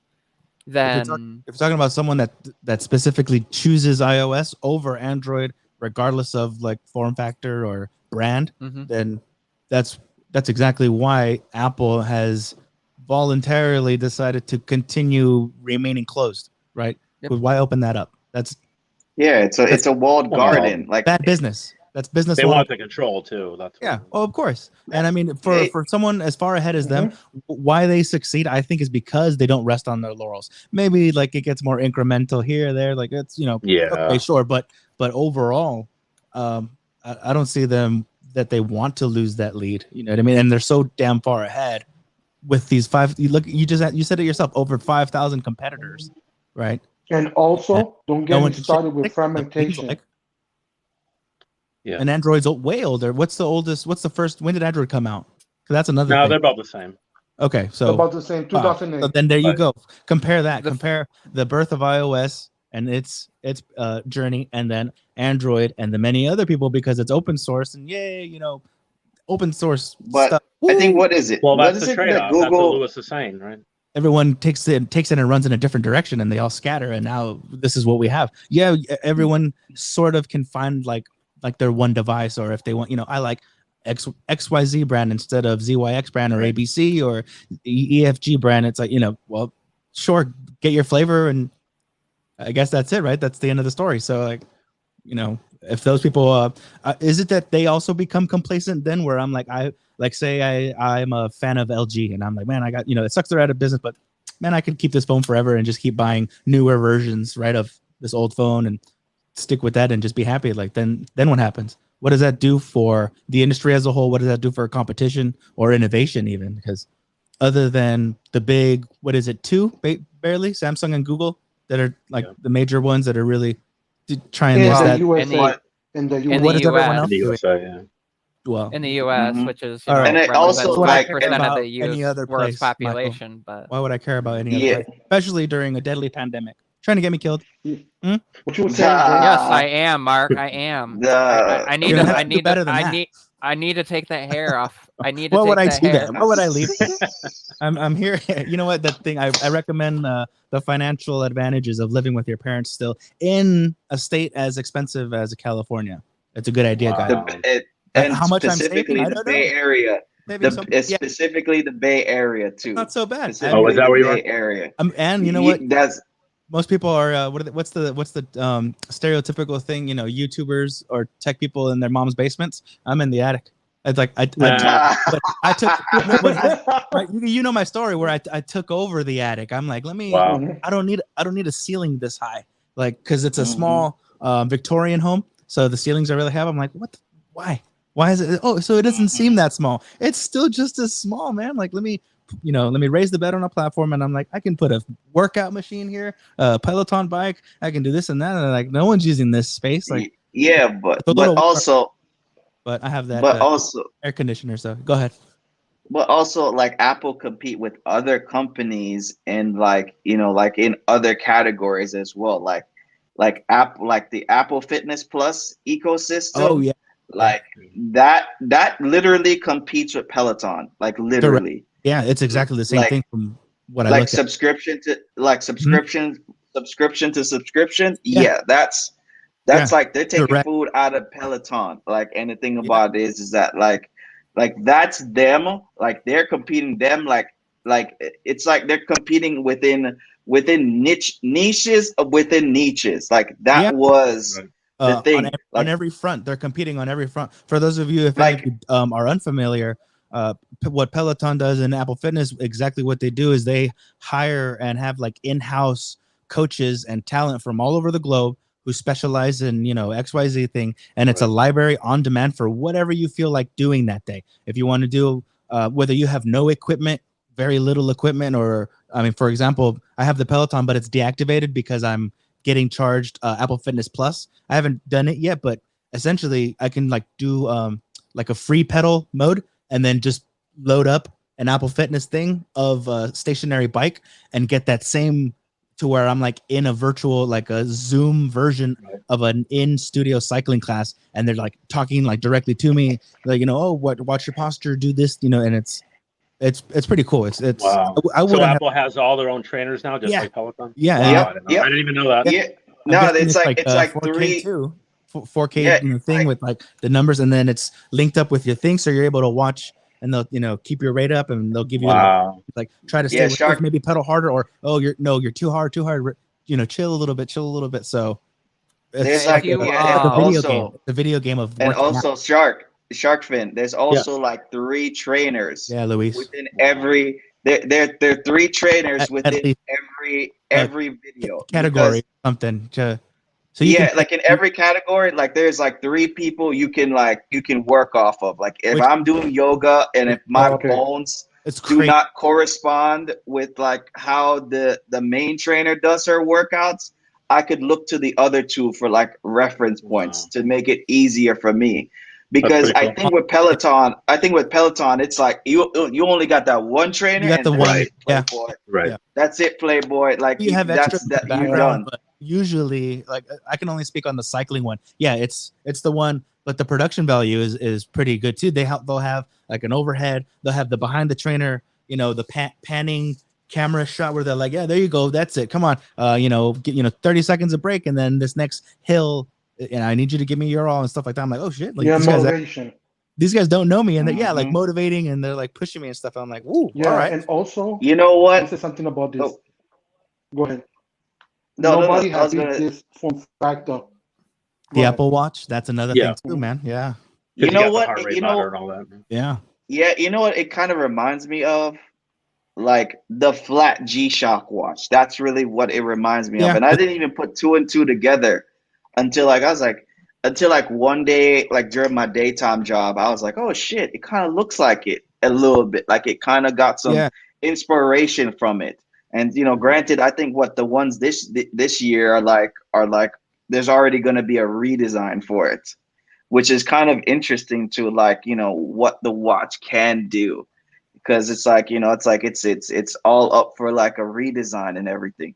And it is like one of the things where it's like the watch is, I think the Apple Watch is like the most popular watch, period. Yeah, man. Like it's and people are gonna just I'm gonna probably get some beef from M-Quan and Frankie Tech for saying this, but because like it because it's like it doesn't compete directly with Rolex, but in like the popularity contest, being a watch, you're in direct competition with other watches. There it is. Right. And even I think outside of that, as an accessory or jewelry for people who don't really care about the tech side of it, they're just like, ooh, let me get this. Let me get the next. Yeah, let me get the gold Apple Watch. Let me get the gold Apple Watch. Right. Let me get the Hermes edition. Let me get the Hermes wristwatch on my wrist and everything. And but check this out. The medical industry believes so much on this that they give it ECG. So they've saved lives. They've already who knows ECG, how many lives. blood oxygen level. What, 6 years? In the first, I call 911 or a couple of weeks. Save somebody's life. Yeah, that's saved lives. Crazy. I'm sure other navigational, like navigational watches and diving watches. Of course, those I'm sure have lives saved also. But that like who's gonna buy of watches to buy where like potentially life saving. The affordability and the usefulness, I think utility that something like an Apple Watch, even like way better now because the SE is the price that it's at. It's like there's almost no excuse even. Or even the Series 3. Yeah, man. Because I think call 911 for you if you have a cellular one, which you should. Yeah, I did. I do have a product red cellular Apple Watch. I know you can't see it through the case, but yeah, I have that one. I have that cellular one. And because my iPhone was like in another space, and it's like I got locked out of my own restroom because the lock was like on the outside instead of the inside, and I had to call for help. I'm like, wow. And like it I'm like, y'all Someone can locked you in there with the app.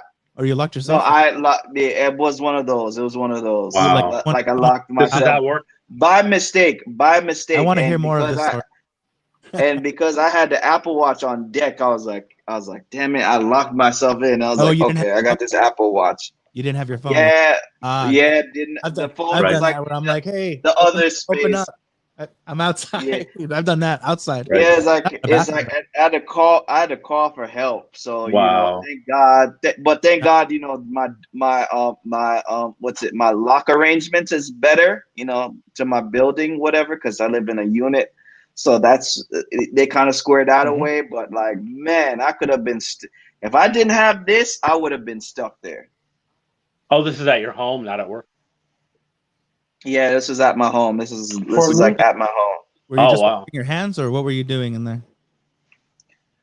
I was like, if you don't, were you handling some business? one of those. Lock the door behind me. It's like trying to get ready for the day and whatever have not. Thank God I was off that day. So, I don't think I was off that day. Yeah, I think I was like I had to go into work and everything. I was like, yep. It's like not today, money. So I'm kind of glad that this little thing on my wrist kind of saved me from loom and gloom.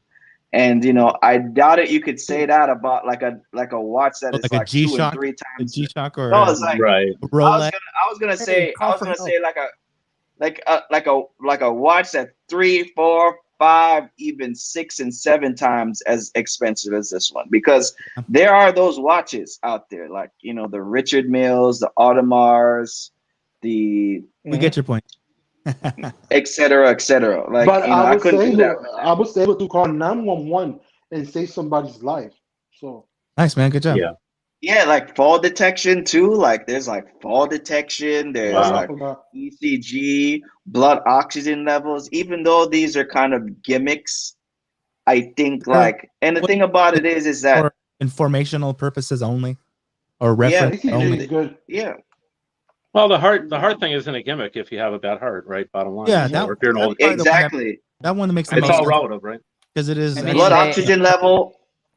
That one is like, it's just light. They're bouncing light. I'm like, okay, how accurate is that? But the actual that you're completing a current, yeah, that makes sense to me. If you look though, whenever you get those results, it always does say, this does not diagnose a heart attack. Yes, if you see something off, yeah.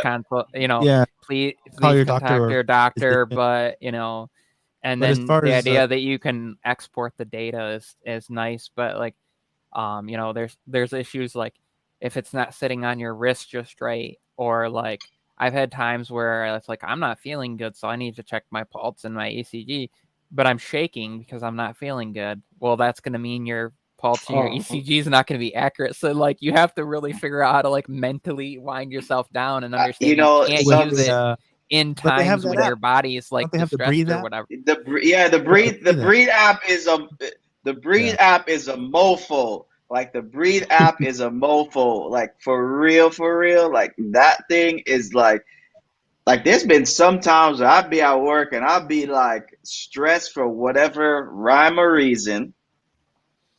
And I go into it, just reminds me, yo, you need to take a breath, Playboy.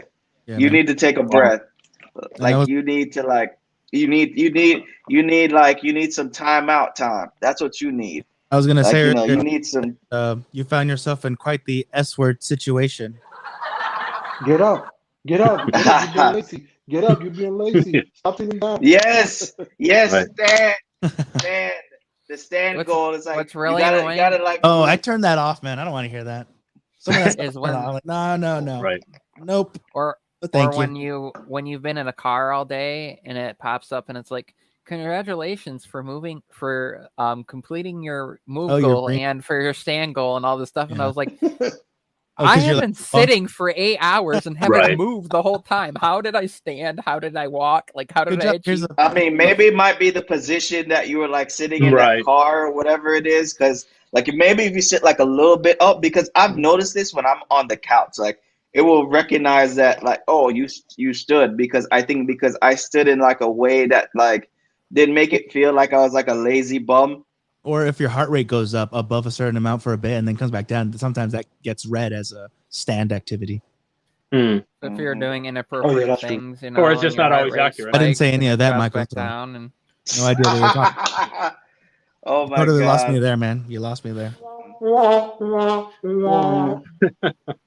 It's like he's like Craig Federighi III right here. You know, Mark Sequence. No, come on, man. Hey, yeah, I'm better, obviously. You know, but I'm curious. I'm wondering if what's gonna happen. Hopefully, I can gray before I start to lose it, because I want. Let me go through the full, you know, the full life cycle of, and then if I must lose some, you know, hopefully still not, because I'm not. But yeah, but if Air Force 3, Air Force 3. I mean, I got like, you know, I mean, cause stress or whatever, for whatever reason, like, you know what's weird? It's almost 2022 and there's still very little data and research for like why hair's gray, or rather lose their pigment, because the hair will still grow. Like it's every strand of hair, like that's the naturally, like the color it already is without whatever hair color you have. So eventually it'll just stop producing it. And I mean, I have some of those in here. You know, you got to really look for them. But that's interesting to me that people. It's like, how don't we know, like what is happening, why it's happening, and can we do anything about it other than dying? Like, 90% of those people probably get gray hair because they're talking to people like Mark, and then 8% of those people are because, you know, of age, and then 3% of those people can't do math and realize that I just added it up to 101%. He is like a magician. He is like he got so much knowledge up in that noggin of his. You know, Mr. Michael Pepper Tech. I'm like, he's got he's got useful stuff, and there is you know, there is correlation, because obviously the pigmentation in your hair is you know, it can be affected by things like your dietary needs and environment. And my nephew for until he was about 5 or 6 years old, he had like really, really light blonde hair and like the bluest of eyes I'd ever seen.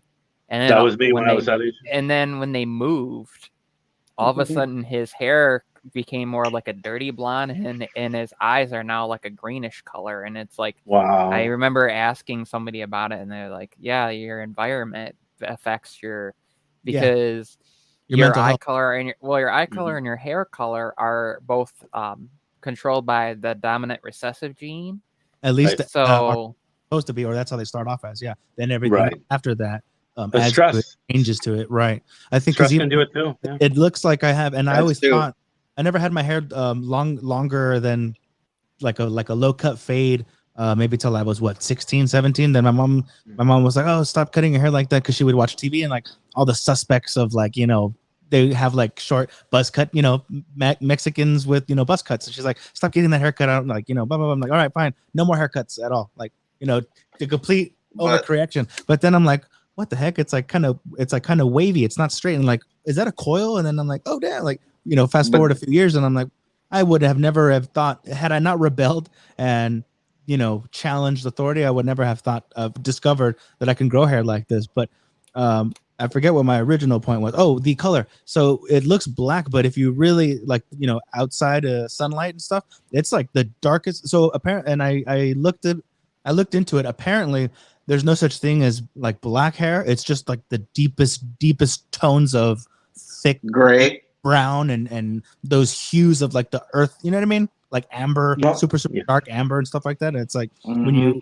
the light hits it, sometimes like because of that, like over time, I kind of have like lighter tips, like lighter at the end, and then it's like deeper brown. And then even sometimes in here too, where you know, because you comb it sometimes, and then you'll get like, when I look at one in the light, I'm like, it changes color. Even one strand will be like almost red and like a nice medium like fall brown, and then darker in the end. I'm like, that's so, you know, trippy. Like, why would people? And then I think of everyone that dyes their hair for whatever reason. And it's like, you know, why not? Hey, I've dyed. People don't know what color hair super from Saiyan. tech to hair. Yeah, I've dyed my hair to be a Super Saiyan one time, or a couple. How long did it stay like that? Did it come out? Was it a washable kind? Bring it back. Yeah. Oh, jeez. Yeah. Do the what color was it, Jim? You know, the blonde color. Red. My hair was like red. Okay. like Get the M&M like almost highlights. Get the frosted tips. oh Jesus, no. Well, Well, number one, it's like number one, it's expensive to just dye the hair, period. Yeah. And it's like I'm very picky about like who does it and who does not. And that's kind of like one of the things that's like, yep, but I already have one person that does it for me in LA, and I have one person that also does it for me over here too. And the thing about it is that I was even going to just like say, like, you know, like, you know, if I have the dye hair, like, you know, it's like almost like I have what's it the woman that got during the French Revolution that got her head chopped off in the guillotine. Marie Antoinette. Yeah, Marie Antoinette. That was stress of the most high. But it's like, yeah, where it's like, I think what her hair just went from black to gray real quick. And, you know, I think that's true. That's also a thing too. It's like, you know, I think it's like, it's the stress that, like, you know, makes the hair like just like go from black to going all the way to gray. And that could probably be a merit of a lot of things. Like, you know, you have kids or whatever the case may be, they just don't act a certain way, and it's like you just get stressed out. XYZ happens in your life. It's probably a lot that goes into it. And I'm like, man, I think it might be that they might have that Marie Antoinette syndrome right there.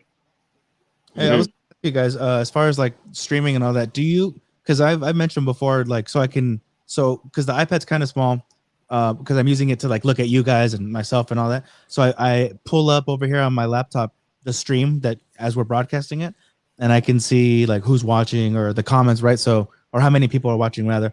Do you guys also have on your end the stream open on YouTube separate from StreamYard? Yeah. Yeah, I just have it on my phone with it muted. Okay. And then do you know that if I can be on, usually I'm on my iPad, the television, my phone, the laptop, you know, if I'm going up and downstairs or watching multiple streams or trying to watch more than one stream at the same time, if I were to switch them all, for example, to this stream, does it still count just my YouTube account as one person watching, whether I'm watching the same stream on, you know, 2-3 devices? Yeah, right. Well, it depends how you log in. So I think it depends how you the log same in. ID. Yeah. If I'm in the same ID, okay. Because I was gonna say, I think only we are watching ourselves. That's what I was gonna say. Like, there's 5 of us and there's 5. Oh, there's 7 now. Never mind. All right. But I was like, wait a minute. Are you guys the other people watching this? Sorry, I was thinking this is new to me. Yeah, it could be. Yeah. Maybe. The only reason today I'm not using my iPad because I forgot to take out the switching AirPods, so I don't want to switch in the middle. I forgot to take that off, so that's why I closed it, shut it off. So if I were to try to boost this stream by opening up all my things, it would have to be separate YouTube logins to count as like an additional set of eyes, right? Correct. Yeah, I think so. Okay. But that's kind of watch time, I think, will count still. So I can give you like 4 of the same, but you have multiple devices. Because otherwise, like if a family shared an account, that would be unfair to content creators if like they didn't get the watch time from other people, you know. Right. You get watch time, but it shows up as one account is watching you or something, right? One viewer. Okay. Oh well, I guess that's that. I mean, you hope that's what they're doing. Well, yeah, I also gave him the ideas of his thumbnail. That it's I can tell you that that it might show one viewer, but as far as like when you look at total views after a stream and like the hours, I know that those are additional because I have like buddies of mine that are like, oh, I have you on my TV, I have you on my phone, I have you on my iPad, and like my wife's watching and like this and that. They're watching. And when I look later, it's like you get the multiple views and like all the hours add up for it, but it might only show like because I can only people watching because they're all signed into the same account or something. Yeah, Okay, that makes sense. That's fair, I guess. That's fair. They try to like, hey, I got 12 new subscribers. They happen to be my 12 kids. So yeah, right. Or speaking of view time, so here's a neat thing.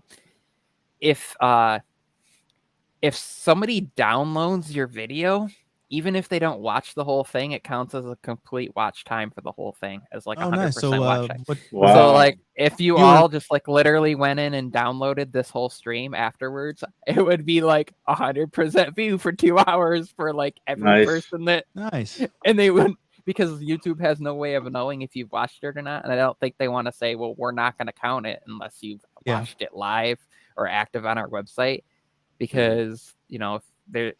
I got a question about they could do that. What happened? I got a question. What happened if you're watching a video, but you be like, "Oh, I already know about this area, so let me scrub." Would that count as if you scrub past the whole video to finish it faster? Or when you're paused? What happened? What did nothing happen? So I can answer a few different questions on this. When you scrub through, it doesn't count the part that you've scrubbed through. It only counts when it's like watched and it can tell that you're actively watching it. Right. Here's another funny thing. No. If I have a 10-minute video and let's say you're like, oh, this guy's talking slow, so I'm going to put it at 2x speed, I only get 5 minutes of your time, even if you watch the whole thing, because it doesn't count. It counts as the actual like watch. Real time. Which makes sense because you're only watching for 5 minutes, even though it's a 10-minute video because you sped it up. Gotcha. I got you. I didn't know that. Yeah. That kind of sucks. No, I mean it makes sense. But is right? Like if you put if I have a 10-minute video, if you play it back at 0.5 speed, do I get 20 minutes of watch time? That I would be curious. Watching it, why shouldn't you get some kind of nominal credit for it? I was gonna say I would think it answer would. Me that. Like, yeah, I didn't think so. Somebody's speaking really fast, and you slow it down to be able to hear them. Mm-hmm. I would think you should then they should get it considered more watch time. If the opposite is true, where you speed it up, it's less, then slowing it down, now you should get more in theory. No, that's not fair. For like, for example, say if we were trying to support you and be graded on it because I put it on 10 speed and James on a 20th of the speed, right? And we're both going to get the same credit, even though he's in last place. In this metaphor, you know what I mean? That's not fair. It is kind of funny how this works, though. It's like it's weird. And then yeah. And then there's people that will click on watch a video and watch like the first 30 seconds, and they think, oh, if I just scrub to the end of it and watch like the last 30 seconds, it'll give them complete it. No, you'll just get 1 minute view out of you'll just have given me 1 minute out of like 10 minutes, and then you'll also messed up my. That's why I'm done with YouTube, guys. You can watch the chart and see like if people are skipping spots or like they're staying and watching and then they're moving ahead. You can see like in the chart you can see like spikes in certain spots. Analytics, baby, right? Yeah. But so a way to keep people watching, huh? Is it blank then, or can you see? Oh, scrubbing was happening in this moment. No, you see spikes. So what you'll see spikes in view like at certain times through. Oh, okay. So you have the video and you have 0, like you have a 10-minute video, you have the 0 point and the 10 point. And if like at 3 minutes to 8 minutes, like for some reason people are scrubbing in and then they're watching actively from 3 minutes to 8 minutes of it, like that middle 5-minute kind of point there. You'd see a spike where like you'd have a ton of views in that, and then it'd drop off at the end, and it would maybe at the beginning. So maybe like they didn't like your intro, but they're like, I don't want to click off this, so they click like a few minutes in to see what it's about, and they're like, oh, this is interesting, and they watch, and then you get to like the end, and it's like you're doing your outro, and they're like, I don't care about that or whatever, so they leave. You'll have that middle portion that you can see in there. That's the weird thing though is that there's no I feel like somebody should have to watch at least 50% of your video before they can dislike it. Like there should be some sort of like you can't just click dislike without like a standard, like a gold standard, like a certain. Well, that's unfair to me. Where every time that your face pops up, I'm like dislike and then click off. Yeah. What about me? Okay, but I got a question. That would cut down on the trolls, right? I didn't troll. I'm casting my vote.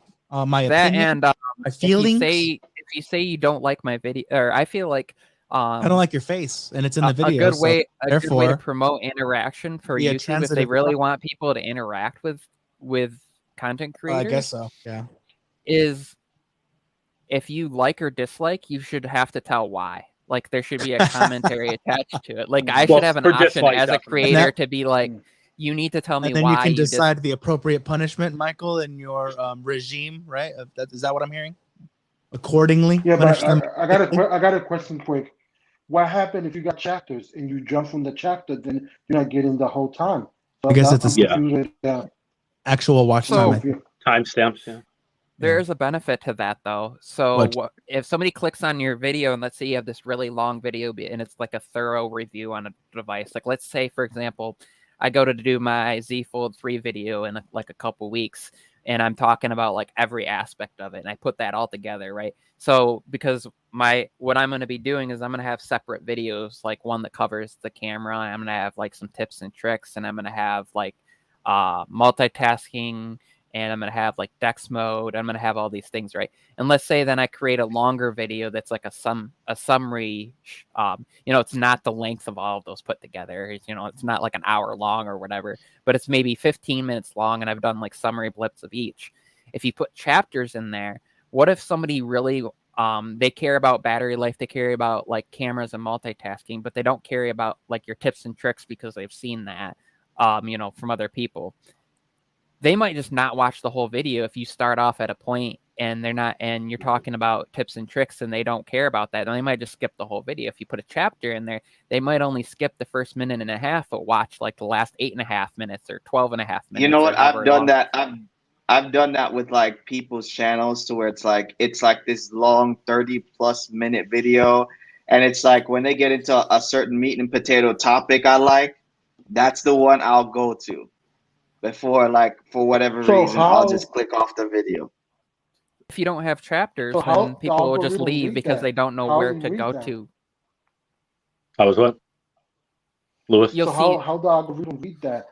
Because I'm confused. It will said if you scrub, you lose so what happens? Time and watch. I don't get it.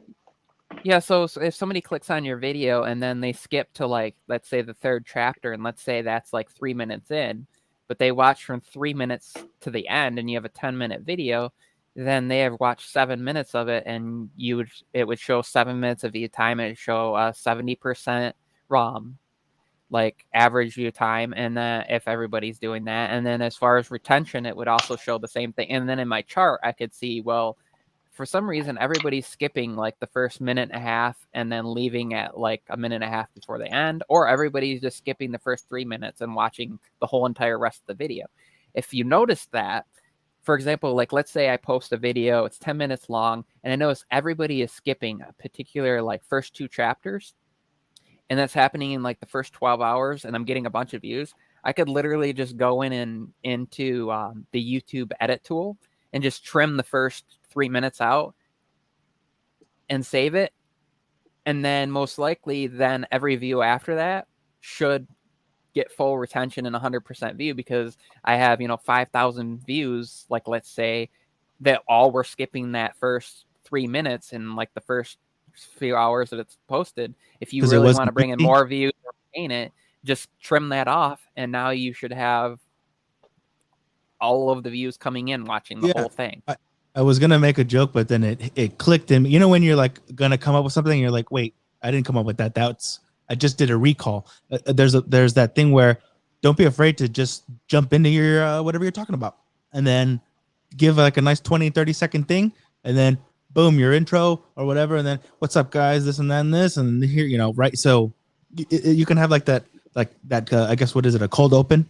You can have like a little bit of a cold open and then just boom, because it's so crucial, right? I mean, like, I know I'm like super new to like the creating side of the YouTube, but as far as for being a professional content consumer, because it's in my Clubhouse bio, I know where that initial, even for me, especially if I'm going to take a chance, not just on a new direction that someone I already sub to, because even there I'm like, oh, what's this guy doing?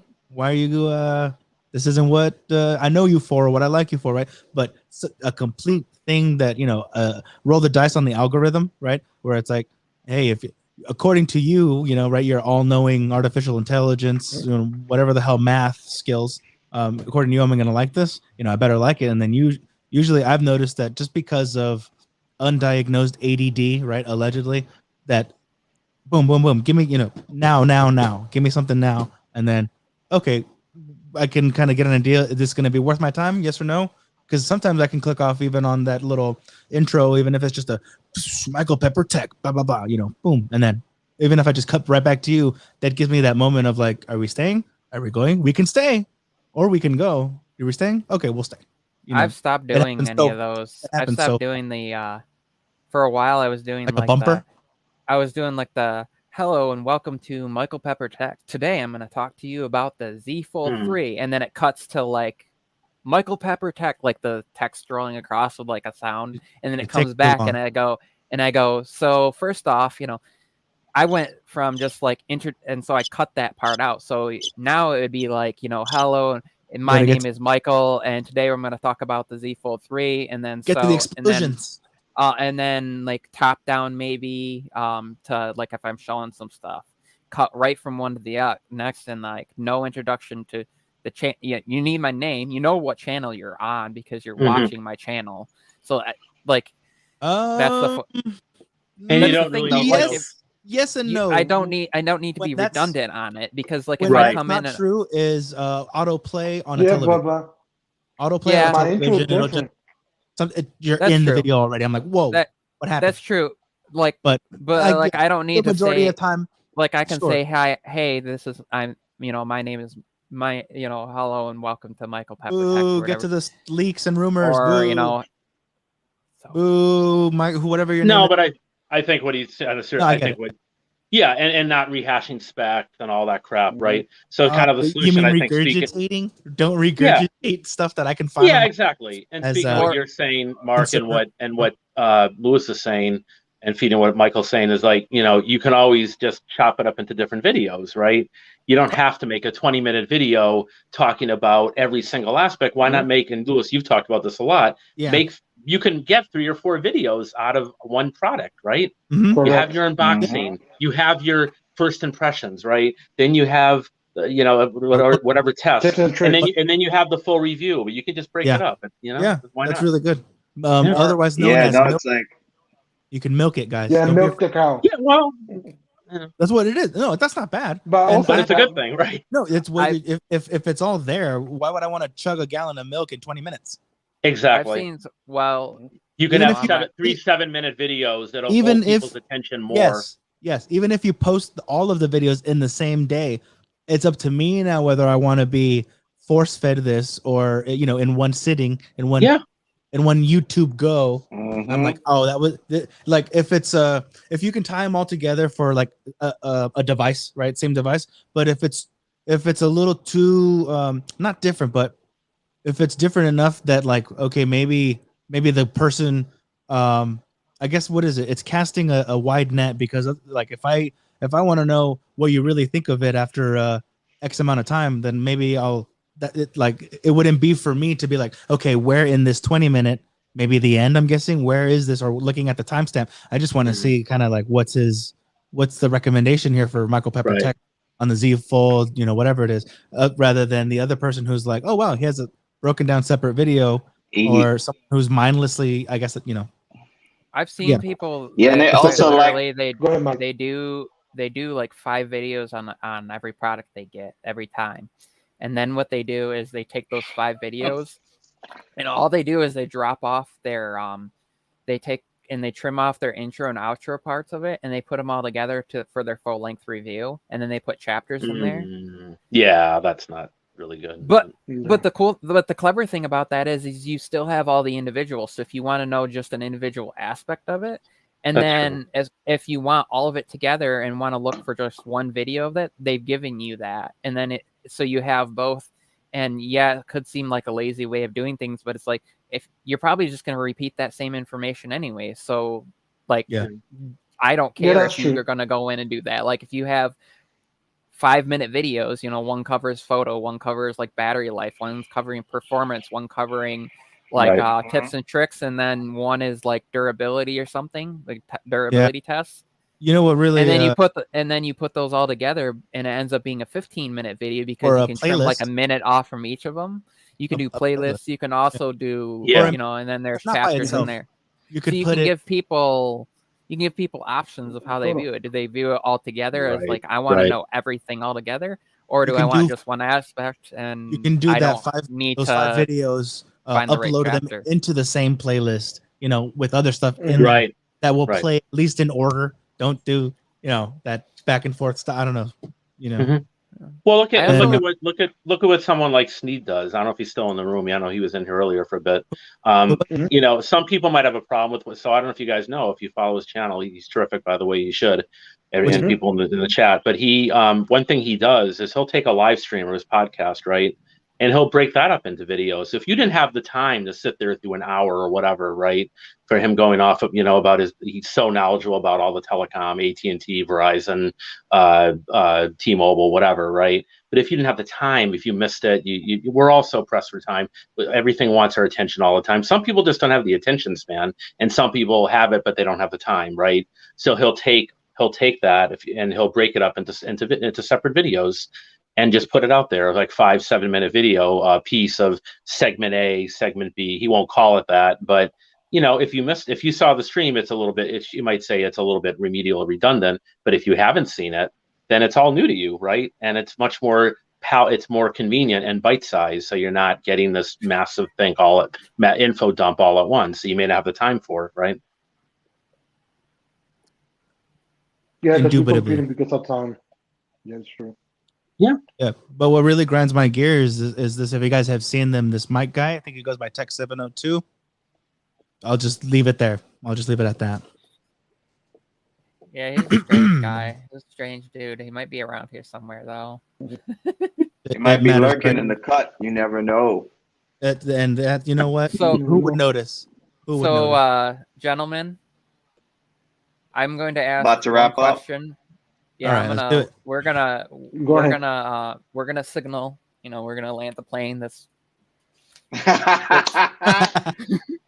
way behind me. I almost hit the wall. So one question for each of that I want each of you to answer, and I will I'll ask the question and I'll say names, answer. So we'll go Mark, James, Tech Fear Needs, and then Shark Fin, and then I will answer as well.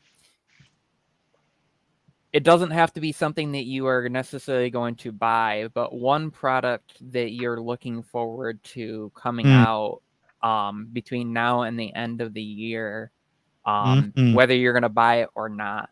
Mark? You guys should know this. James knows this. You all know it. The next size up, whether it's M1, M1X, whatever the hell, I need something at least as big as my 2012 15-inch MacBook Pro. So I'm waiting for that. Reportedly, the 16-inch. Hey, more real estate for me.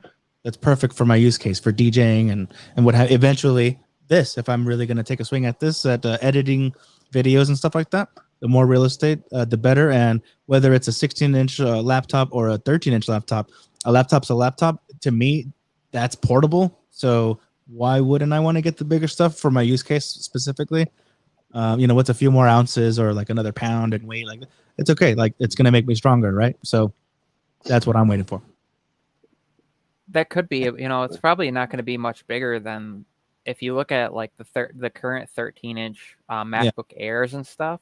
Those bezels that they still have are fairly decent size. Really, to go to a 16-inch, it's maybe going to be like 1 inch wider. And so, James? Good point. Well, I mean, I probably will go with Mark, but he'll just have the same performance MacBook as me, and that would be the M1X MacBook Pro 14-inch version. Because like currently right now what I'm streaming on is the May 2020 edition MacBook Pro, because I could not deal with that butterfly keyboard. You could not pay me to use that butterfly keyboard. And yeah, and it's like, I see the benefits of just the M1, like the M1s can do. Like a $999 MacBook Air is beating not just the Intel Macs, but they're just going toe to toe with with the ones in its class and the ones that are above its class. And Right. it's like it's like you have to call DIFUS, like it's child abuse what that Air is doing to some of the other ones. And Yeah. when the new M1Xs come out, they're just gonna it's gonna be hard to just recommend a PC. It's gonna be difficult. Yeah, and as far I just think the performance thing that you're saying, like, so why I pointed out like a laptop is a laptop, like it's portable, like that's literally the purpose of the form factor, that you close it, throw it in some sort of satchel, anything, or carry it, right? And I've been seeing a lot in like comments and stuff where it's like 16's too big, like the 15's already too big. If I could go smaller than 13, I would. It's like people love that 16-inch 2019. I guess. I mean, like, okay, it's like a reason to not buy something is because it's too big. Like, okay, maybe don't. I guess, don't be weird about it. Like, if you don't want the bigger one, that's fine. Don't get the bigger one. That's why the smaller one exists. And it's, to me, it's marginal. Yep. But yes, the smaller version is gonna be that much more portable. It's lighter. Like, obviously, it's smaller. It's gonna weigh less. So, like, for sure, like, yeah, like, grabbing it, closing it, picking it up, like, you're just gonna be like, God dang, like, dang, this is light, right? So, but to me, where it's like, well, it's already either way. I that going through the motions of that, of let me close my laptop, unplug everything, put it in a bag, that doesn't change. Like, that's yes. He said satchel. He's gonna carry in his satchel, just like he carries. You guys are gonna like my and satchel, and just like he carries his phone in his MERS. It's black camouflage and tactical military grade, and it's got an American flag and mole webbing. Are you serious? So I can actually snap together water bottle holders for even this thing here, and I just shove it in and get the bungee cord, goes in, and it's not going anywhere, man. It's tight. I love it. Is that the one Michael Fitzgerald has or recommends? The over-the-shoulder satchels.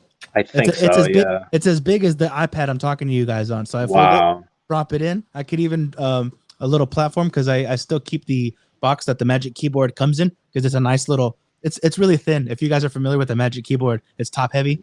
So at least having a little thing, I can shove both of that in there, and anything that doesn't fit inside, I can just hook onto the webbing or the hooks or So military grade stuff is awesome. I recommend it. But it's like $20. No joke. Yeah, and I was joking about the 16-inch and the 14-inch. You know that, right? Wait, I was not being serious. The performance, maybe I missed the joke. The performance being the same. The performance being the same. I think as far as like them getting the same processor, sure, but what they've mentioned maybe, and I don't know if like because it's bigger or because they like, if you're already gonna if you're willing to pay more, if you're willing to pay more, that too. If you're willing to pay more, they're gonna try to see how much more you're willing to pay, right? So I think maybe graphics options, maybe I may be able to outperform or outspec a 14-inch in the 16-inch body. Maybe. I don't think the info is out there for that, because I think the info right now is. But that would be possible even if they are given the same chip, because the chip was separate. I just think GPUs, right? Well, it's one of those things where it's like Apple is like, they dictate the market. Like, they're like Vladimir Putin, and that's their Russia, and they'll just dictate the market in a way that everybody follows suit. Like charging bricks, headphone jacks being removed, how phones are supposed to be presented with the first OG iPhone, like, and also like M1, like everybody and their mama is like having ARM chips now. The point I was making is that it would make sense if you would have to get the 16-inch to get the M1X, like, because like, God dang it, Apple, you're making, I want the M1X, I have to buy the bigger screen or pay more money, and they're willing to do it to squeeze their customer base. But it's a little surprising, even like according to every rumor that there is, that they're gonna get, both sizes are gonna get at least the same chip.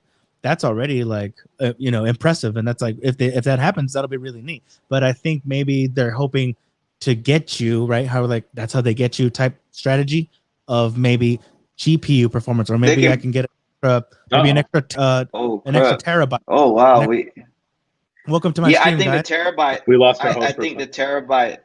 Oh Jesus! Like And then, it's like well, what is it? I think the terabyte option let's let the other guys answer will their be question, and then we can come back Oh, if yeah. there's yeah.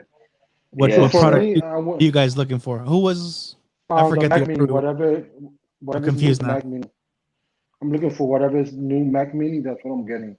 Oh, okay. See, there you go. But Yeah, also the Mac Mini is portable because you could put it in the back and carry the cable and connect it to any TV yeah, on the actual hotels.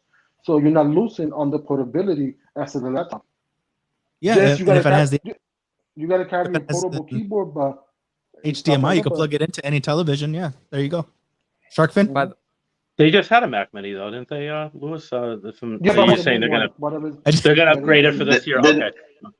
yeah. because there's one Mac Mini that's still running on Intel, and that's the top of the line one. That's like Oh, 1,000. okay, got it. That's Got it. 1,000. That's 1,000 and 1,100 because they have this deadline of being 2 years, and Is that after true? this, yeah. I Okay. mean, I think they'll get it done because technically speaking, the transition started in November. It didn't start on WWDC. So, like Yeah, those content creators that are saying like, oh, they have to be done by June. No, they don't. They need to be done by like the end of 2022. They'll be And it's done a whenever. wrap. Yeah, They'll they make go. their own deadlines anyway. Apple does their own thing. So No, it's because when they Mine. did the power. Oh, go on ahead, Sharkfin. Go ahead.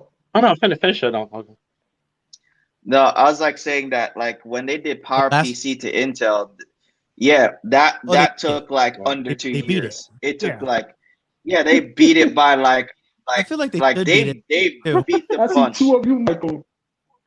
yeah, so I was gonna ask don't- you all, Yeah. what do you We think don't of talk the about second? that. What do you think of the second camera I'm coming in on? Cool. Look, you got some bears in the Double- cave, right? double cave. vision. No, I'm kidding. The second Like, one, that or doesn't- what? Yeah. That doesn't look awful, right?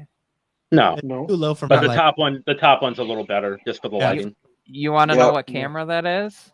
No, The phone. It's an iPhone, I bet. it's a Pixel. Oh, Oh, is that the Fold? What? that- Oh, the Yeah, fold. it's the Okay. inside camera on Fold. the Fold. wow. Oh, That's not bad Jesus. for 4 megapixels. pretty That's good. actually not that bad. Like, I'm I don't know. surprised. Like, the problem is, Whoa, the who's that problem right handsome guy now in the is to have the right amount of light for my actual camera. Right. It wants to blow out the 4 megapixel and like make me look really washed out. So I'd have Right. to, of course, adjust my exposure for it. But I was like, I just want to test this and see how it works. Cool. Was curious. Right in the so. middle of Shark's Fin's big reveal. Oh yeah, mine's Yeah. easy. Pixel 6 or 6 Pro. I mean, here's the one rub with that. As much as I really wanted the 5A, right? Looking forward to it. Most people probably know that. I've shout, I'm not kind of, whatever. But it's just that whole and I hate to be a contrarian with this whole thing. And I think Michael, other people have talked about this with it's not that big of a deal, but it can't do 4K 60. You know what? I'm just going to say this. I wish Google. I say it from a place of love because I'm a Pixel guy. I've been for 3 years now, right? I wish they had just said, you know what? If it can't handle 4K 60, then don't put it on there. If it's going to be a gimmick that can only go for 5 minutes or less without overheating, don't even put it on there, right? At the $450 price point, don't bother. Save it for the Tensor and the new sensors on the Pixel 6 and 6 Pro, right? Yeah, reserve it for the 6A or something. Right, whatever. Either What way. did they expect, man? Come on. No one told So them that was a bad idea. No one told them that was a bad idea. Yeah, well, or here I Bad think luck. Mark, I think what it is seriously, and I think Michael and Lewis and James will agree. They didn't want to have their. If you think the 128, it's 128 gigs, the Pixel 5A, right? And so is the $450 Apple iPhone SE 2020, right? And we know that can do 4K 60 video on the rear cam. They didn't want to be able to. Oh well, why can't the Pixel do it? So they just shoved it in can't do there. it well. I mean, that's just one theory. I could be wrong, but that's kind of the No, right. they went with the on paper. Yeah. That's very. But obvious. paper is not reality. Here's the thing: I need 4K. I need and want 4K 60, even if I wind up, downscaling it or whatever, for my channel. So I was really looking forward to that phone. Now I have to either wait for the Pixel 6, and if I can't wait that long, I'm either gonna. I hate this is almost blasphemy for me to say. Well, I might even try that Fold 2 that Travis McPee recommended, renewed from Amazon, right? Or I might even go with an older iPhone just as a bridge to the Pixel 6 or Pixel Full later on.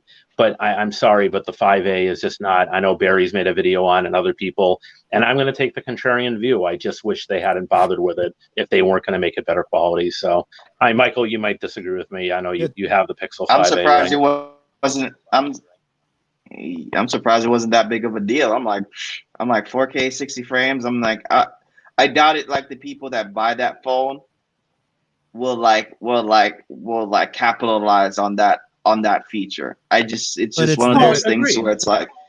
But because the fact that it's there and it was advertised, it should work. That's my thing. It should work up to that. Agreed. 100%. There's So, whatever, like, 100%. Call it bugs or flat, failure, whatever it is. It's like it's not doing what I think even for the adventurous consumer. Where I'm like, hey, apparently this thing, what's this 4K 60 setting? Let's do that. Like that's the highest option on here. All right, everybody, capturing a precious moment, or you know what I mean. That I don't think that they should have done that. And then earlier, where is the quality control? That's what I get. Right. Or they signed off on it. Right. Maybe they were made to the boss. And that's what Tech Love Mom was saying in the comments, right? Somebody signed off on it, so.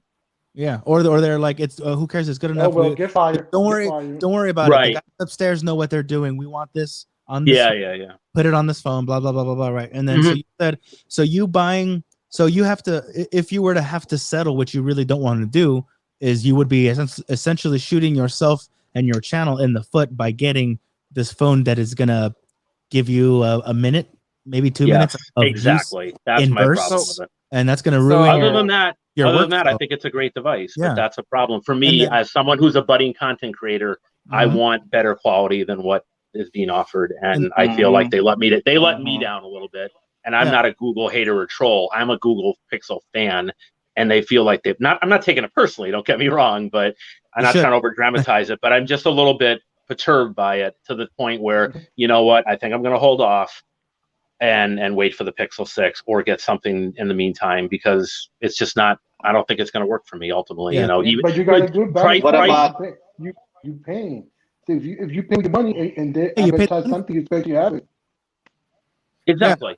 That's what I was just going to say. Price is not the same as value, right? We all know that, right? Yeah. Value is a level of quality at a given price point. So that's where I would disagree a little bit with someone like Barry. Value is what you're getting, regardless of price point. Price is what you're paying. Right. Not which is a nominal. It's just a number. It's just the price. It's what you're getting at that level. Is whatever is what you're receiving for that. Exactly. So that was one that you would be shooting yourself in the foot, and that's a dumb thing to do, right? That's why you're like, oh, that's way down on my list. If I absolutely need to, I'll do it. For me personally. For the vast majority of the people buying the 5A, they're probably fine with it, because then they're like Barry and Michael and others said, they're probably not going to even use the 4K 60. Me, I want it, and I just feel like Google, you let me down a little bit, so now I'm going to wait. So it needs to perform. Then number two, Traffic McPherson came up again. Again, I'm telling you guys, no idea who that is. I don't know who that is, and he's on my Twitter sometimes. Who is this guy? Maybe we'll talk about it later. Okay, it took too long. Rambling took too long. I wanted to set that up right away. All right. He's cool. Yeah, no, he's cool. Good guy. Lewis, Tech for your needs. You guys ruined it. Go ahead. So, anyways, you guys all answered, didn't you? Yeah. Oh, you weren't paying attention? Yeah, we did. Did you not pay attention? We're your guests. How dare you? So, for me, I'm looking forward to the Pixel 6. Not the Pro, because I actually think that depending on how they do it, they're going to have the price between the two be far enough apart, because they're not going to, because otherwise everybody's going to buy just like you're going to have, if you put them too close together, it's going to confuse people, because you have to have enough of a gap to for which ones? Have like the pixels. You have to have enough gap to have like the base Pixel 6 and then like the storage upgrade, and then the base Pixel 6 Pro and then the storage upgrade on that, and not have overlap. With releasing different day or different? No, it does. I'm talking about it doesn't cannibalize. It doesn't cannibalize each other. Well, hold on. So here's the. But it's the sensors too, right? Here's the thing. So the main difference between the 6 and the 6 Pro, as far as what I've as far as what they're saying is the Pro gets the additional telephoto, but like the main and the ultra wide, like that high 50 megapixel and the ultra wide and stuff are the same. And then it's slightly larger screen, and then the battery being larger, but if you break it down, you all know I'm a math analytical person. So we're gonna break this down real quick. You like math? Screen size I'm kidding. versus battery size is very similar between the two, and even the discussion of like 1440p on the Pro and 1080p on the other one is like keeping the pixel density like Apple does with the iPhones. Why they hardly ever actually tell you the pixel density or the resolution is because they try to keep the pixel density the same. Same thing with the battery differences. So your experience between the 6 and the 6 Pro is mainly are you going to pay like $300 more for an additional camera? That's what I feel like it's going to boil down to, because everything else, as far as what they're saying, is going to be the same, like your storage options and like the processor that it's using, and even the RAM seems to be everything. It's going to be kind of like the iPhone 6 versus 6 Plus, and 6S versus 6S Plus, and 7 versus 7 Plus, 8 versus 8 Plus. It's like larger display, additional camera, but it has the same processor, same RAM, like every other functionality of it pretty much is identical. So for me, as somebody who's used enough camera phones and understands that the telephoto lens is rarely ever actually used unless you have perfect lighting, why would I pay? Like, it's not worth it. And unless it's like, and even battery life wise, if it's close, like if the Pixel 6 gets 8 hours of screen on time, maybe the 6 Pro gets 8.5 or 9. Like, to me, the difference needs to be $300 worth at that point. Like, it needs to be 30% more value. Michael, correct me if I'm wrong though. I thought the 6 Pro was getting the upgraded, bigger, new Sony sensors, not just whereas the regular Pixel 6 is sticking with it's the new Tensor SoC, but it's kind of the same sensors they've been using. Am I wrong about that? From what they said, it's the same. It's the telephoto is the only additional change in the lens. Okay. So the new bigger sensors, but one is just going to have the telephoto, kind of like the way Apple does it with adding the telephoto to the Pro and Pro Max, right? Sort of, except for the Pro Max did the weird where you had the stabilization and like the sensor and all that stuff. But yeah. It's because when Google did their own Twitter spiel, they even said like we're just going to talk about the 6 because everything kind of applies to it. Was really like the only difference was the additional telephoto lens. So it's like so they're really, it seems like what they're saying is most people should buy the 6, and the 6 Pro is like the people that want that additional because they might use it. But if we've seen what they've done in the past, if you see what they've done in the past though with their AI, we've seen where you can basically get the telephoto effect from the main lens. So I feel it's a digital prop anyway most of the time, right? Yeah. I mean, the way most smartphones do that anyways is usually a digital crop on the main, unless you have perfect lighting. Like if you cover up the telephoto sensor on most smartphones, if you're in low lighting or middle lighting or dark, it's just not going to use it. I think you proved that in the video, and I think MKBHD and others have shown that in the past. You put your thumb over it. So it'll be curious to see what it's one of those. So for me, So here's what concerns me when you're talking about the 4K 60 thing real quick. To the typical consumer, it might not be a big deal, right? Absolutely. And the 5A is not pitched as a pro device by no means. It's I understand. not pitched as but here's the concern, and I've addressed this before. You advertised it, and you didn't say like, for example, OnePlus advertised, and they said 5-minute limit, like they were forward with it. Right. Like that's the limit, and that's a limit, which The also warning, means if the warning isn't there. So here's the thing. Here's the thing with it. If the device gets hot and it doesn't make it to 5 minutes, they're still not wrong. It's a 5-minute limit, which means the max, which means if you're doing constant recording, you got to wait for that to cool down, or you're going to continually get less and less than that. It's up to 5 minutes. Pixel went and said we offer 4K 60, and they didn't say there was any limitation on it. They didn't say anything. They're advertising it like I can grab my iPhone and record up until my storage is full. Like that's what they kind of are. And so it, apart from price point, it doesn't matter, because here's the thing. Here's where I would be pissed. What if I only have $450 plus tax, and I'm looking around there, and I could buy like a Xiaomi phone, right, and import it, and they have $300 phones that will get me 4K 60 unlimited video. But I'm like, but I want to go with something I can get. You know, I understand. I know Google. I know the Pixel. It's through my carrier, right? So I'm gonna go with them because I can buy it through my carrier. I'm not importing it. I have warranty. I get US bands. I get all this. I only have that money, and I buy the Pixel because they advertised to me that I could do the 4K 60. Exactly. And then I get it, and then I have issues. Where I can, in all honesty, that's my point. What I can see happening is people might then be like, I'm going to return it, and then they might struggle to know whether they should get the Pixel 6 or not. Because can I trust, like, if they lied to me on this, are they going to be honest with, yes, it might have it's going to have, you know, the Tensor Core, and it's going to be their flagship line versus their A line, so it should support.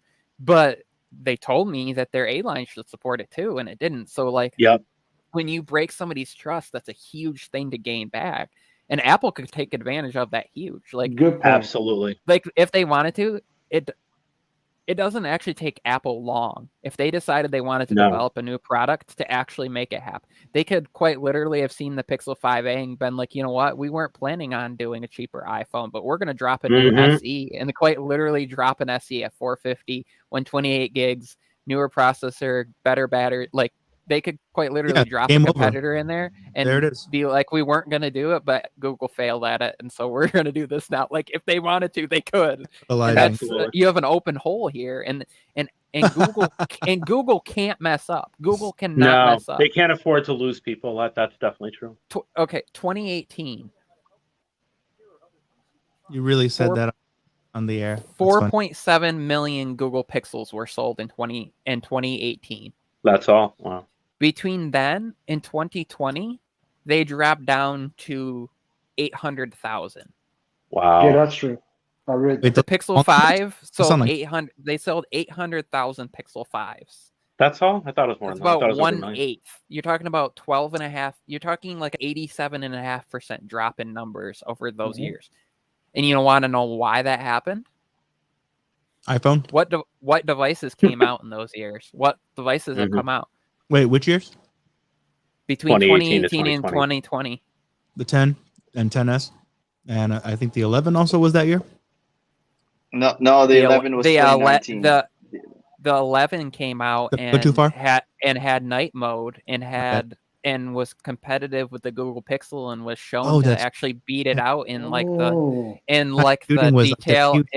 detail in the dark, and I guarantee that had an effect on them. And Samsung has brought their A line to the US with improved cameras, and you know what else we had happen?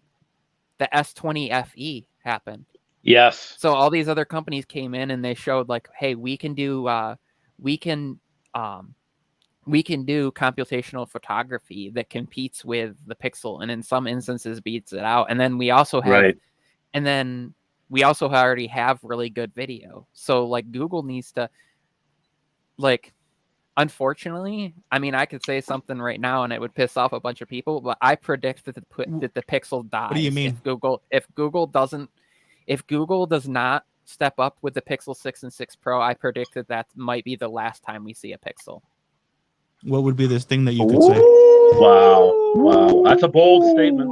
If you look at their numbers, how are they going to survive if they went from 4.7 to 800,000 in that short amount of time? How do they survive if that continues? That means potentially 100,000 pixels. Like eventually, it's just going to die. Google has stupidly deep pockets. Continue. Right. Well, why Google's would you not going anywhere? But the Pixel. But he just means the Pixel line will die. The Pixel line will die. Like, Not if I Google could wants to make possibly it set up. seem like they haven't accepted defeat, whether they've lost or not. so They could afford to Yeah, continue. Yeah, probably. Why would I walk away from the craps table if I can afford to stay there all night and all week if I have to? we saw what Yeah, happened but when That's these true. companies do Wow. that, though. On LG the tried on just that. the Remember, pure LG on tried the that. pure stubbornness Yeah. principle of a fat cat that has those money bags, like you can't Yeah, even. like what's it? I'm I not mean, leaving LG this was table. like, I mean, they'll just do like LG, where it's like they'll just prioritize like other stuff, like just making like Android, like much they in just like service for that. prioritize other Right. stuff. They make I too much still in think that They'll area. just prioritize. Yeah, Have but can zero I say something quick? Yeah. No, Um, Go Luis. on, No, Louis. it's not. I did a study, right, and I asked a month ago my family about Pixel. Only one had it. Brand condition, nobody knew what the heck was a Pixel. I had to say Google phone to understand it. So therefore, that's a negative for them because people just know Samsung and Apple all the time. Like, what's a Google phone? What's a Google? What's this? What's that? So So I had to explain I it and break it down. what Go concerns ahead, me, Michael. and I'm hoping to see this change, is that Google for the last for the existence of the Pixel, just in the naming alone, has basically relied on being like the best smartphone with a camera. Right. But that's not really true anymore. Like, the other companies have stepped up so much. So now what they have to do is show that they can do other stuff really well. And how are they going to do that? They're going to have to invest like more in advertising and marketing than they have in years and years. And they're going to have to come out and be like, we do these pixel drop features every year. And what are they? They're going to have to express the significance of the call monitoring and some of the other stuff that they have that no other company does, because on cameras alone, that's not something that no other company does anymore. And Right. so you can't just Mhm. rely on a single feature as like because when you think about an iPhone, do you think of like, is there one feature that really, like, it's not really like, they don't advertise as, oh, we're the best camera, or we're the Right. best for The most iMessage, or popular. we're like, they don't advertise one particular feature. They talk about iMessage, FaceTime, Right. photo, video, Other than that, Michael, social media, privacy. it's lifestyle. They talk about everything. It's a Apple lifestyle thing. is a luxury lifestyle brand. So But look how more so, awesome it's your because life they can talk about be with everything, iPhone, right? and look how well iPhone just fits with every facet of your life, whether it's interesting or not. You know, But even Right. as a singular Mhm. product, right? Even if we look at a singular product from Apple and we don't consider ecosystem on a singular like product level, say Apple like AirPods. like AirPods, right? Yeah. Just as a singular function in there, the way they address it as like, this is a product for everybody, and like the simplicity of using it, even and Right. it work, and we use a standard protocol, and like the Whether formats you know we use aren't whether you like know everything limited. there is to know about music, or you're barely getting into Yeah, I got remembering something to brands show. and stuff like that. Quick. But that what I was gonna AirPods say, AirPods are right for is you. comparing like an iPhone to a Pixel, right? They're both comparative as being like a very like, to me, the Pixel is the basic breakdown in Android and is like very comparative to an iPhone. Like, it's easy to learn how to use. It doesn't have a bunch of bloatware on the top of it and some. But here's where we run into a problem is like, if I am an iPhone user, Apple seem to pitch to me like a good whole device experience. They're not really pitching to me like just the camera or just FaceTime or just iMessage or like just one particular thing. Even when they do their presentation about the next version of iOS coming out, when they did the iOS 15 feature, they covered all this stuff. Google sits there and they spend their whole presentation talking about two things: the camera and like their supercomputer stuff that they're doing. The camera, general people understand. The other thing, nobody understands unless you work in that, unless you like are a scientist or like crazy in like data science and like extreme mathematician and like engineering and like Nerds. the top Yeah, of you the can say it. not fine. the general consumer. So they lose people in that. So if Google were to step out though and approach marketing in the same manner, they could completely step in and do what they want to do. They want to be seen again as the face of Android and not like let Samsung be the, Google creates the updates, but Samsung throws everything at it. And Samsung, in a way, yeah, but I got something to show you. The brilliance that they got with it, why including everything in the kitchen sink in their devices for the longest time until they realized that kind of started to affect performance and that they needed to like step back some things and work on like optimizations and smoothness and work on like their cameras and reduce shutter lag and all the other things,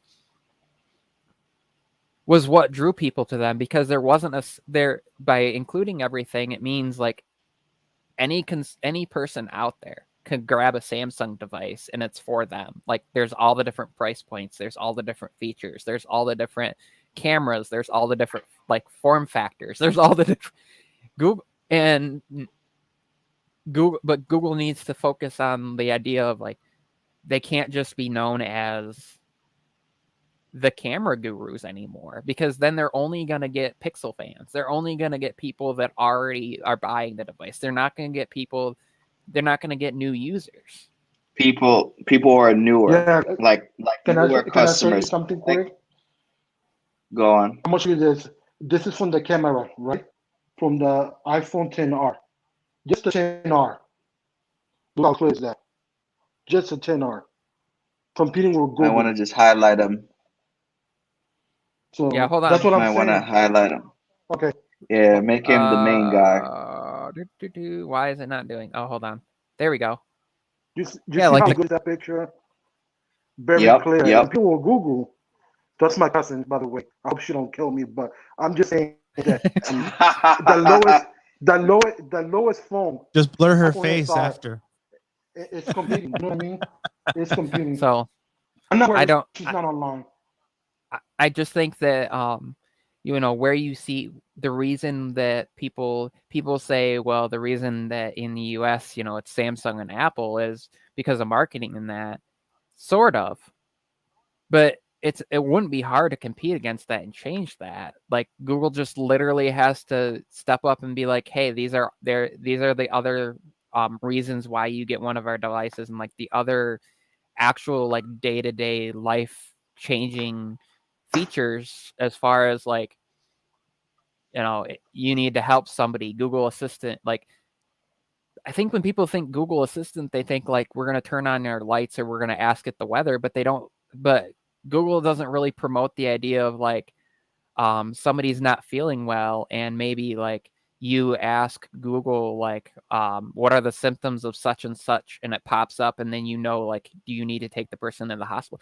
Like if they approach the emotion and they approach like the health aspects of their assistant, and they approach like the idea of like how do you prevent yourself from being scammed? Well, you have call monitoring features and like scam prevention call features that are built into only the Pixel version, Pixel OS. Like if they can approach it from an emotional aspect, they can win on it. And it seems to be that they just keep attacking the same feature year after year, and it's not going anywhere. And we're seeing that as a degradation of their of what people see the Pixel as. And then if there's any bad things, like what else have we seen over the years of the Pixel? We've seen like the orange screen, the purple screen. We've seen overheating now with the cameras, and we've seen that it's not just on that. We've seen people like with the Pixel 5 and the 4a 5G have the issues, which all use the same processor, because some people thought, well, maybe it's the image signal processor from the 765G, and having a larger battery in the 5A is not allowing enough space. Like they took up too much space to put the larger battery in there, and that's what's causing issues, because we didn't see that on these other devices that were, that had smaller batteries but were still decent sized device. Well, it seems to be it's just across the board thing. And so then there's the question of like, I say Tech Love and Mama said something in there earlier about like maybe an update will fix it. Yeah, but you can't do Mhm. that. We've seen Right. where that becomes a problem when you say, well, maybe an can't- update will you- fix something. You can't get it. You can't do it. Even the Yeah, normal you consumer, And you they shouldn't don't have buy to. it. They won't buy a device for what it could be. They literally Yeah, for the will Yeah, buy it thank for you. what it you has. You're not supposed to. that's for sure. that's the Yeah. golden standard. Go ahead, Like James. you buy Yeah, a man. device for what it is today. Like Never I fall in want love with like my it. Never, iPhone, ever, ever. my iPhone. Yeah, it's like my iPhone 12. Like like it does what I need it to do, and I love it for how it is. If the future updates improve that standard of quality of life for me, so be it. But the thing about it is like it's like was it like the biggest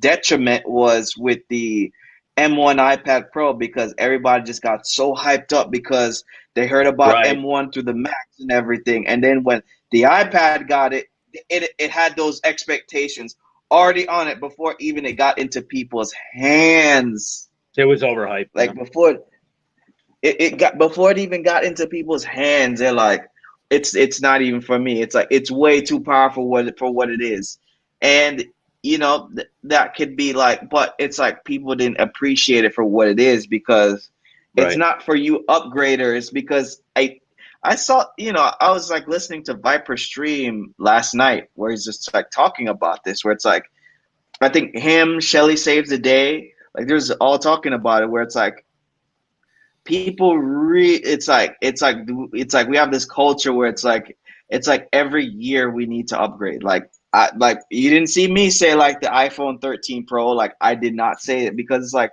the iPhone 12 does what I needed to do, and if like if I run low on battery, at least I have the battery pack. Mhm. At least I have the battery. So it's like I can keep my workflow going. Like going to the day job and having the entrepreneurship pursuits and everything. Like I could do that. I could do that part of it. And it's like, do I really like? Okay, maybe an extra bit of storage might do it for me, but that's like a big if. That's like a big if. I'd rather have the Apple. I'd rather have the Apple Card before I have the next iPhone over. But Yeah, that's what I'm Listen, just like saying. gentlemen, Mark, look at me. Yeah. Wrap Look up. at me. Punk, look at me. I I'm said, look, You know what? look at me. For reference, Right like, here. when Right I- in this eye. Hold on. Right in What- this face. my Bro, image of look me at on me. the iPad is No. super clear, but when I glance at the TV, I'm like, dude, what the hell? And I'm over here shutting down tabs and closing everything on my stuff, and I'm like, maybe don't have 5 YouTube things open of the stream. And then I do notice that my image is clear. Is that clear for you guys? Was I buggy or no? Because we're in the StreamYard. You glitched out for a minute. You were like Yeah, for a pixelated minute, for for a a second. minute. In here in Yeah. StreamYard or on the feed? In In StreamYard. StreamYard. Okay, so I was hogging on my own internet. Correct. Oops. So Mark, Oops. James. Sorry, replay squad. Tech for your needs, Sharkfin. Thank you, gentlemen. Sure. I Um, enjoyed it. Thank I you. will, as I always do when I do these live streams, and you'll figure this out as you're here more, and people watching will figure this out. My words of wisdom for you all is enjoy the tech you have, explore the tech you have, learn to appreciate, and learn to educate other people. Mhm. And love to all of you guys. Thanks for joining me. And I'll see you all in the next one. Thanks for having me. And Thanks then for having me. Thank you. Thanks for having me. Whenever I finally decide to stream, hey, you guys are all welcome to hop on in and share the links to each other and hijack Can I me say something? Yeah. on Same it. here. It's 9:50. It's 9:54, and I'll do a Twitter space at 10:30. I'm gonna guess where I'm gonna be then at 12:30. Anywhere but there. No, I'm kidding, Luis. I'm kidding. Yeah, I'll check it out, Louis. Yeah, Oh, definitely. okay, cool. We'll talk later. I'll be there. All right. Thanks peace again, out. Michael, James, Thanks, Michael. Darkfin, Luis. Later.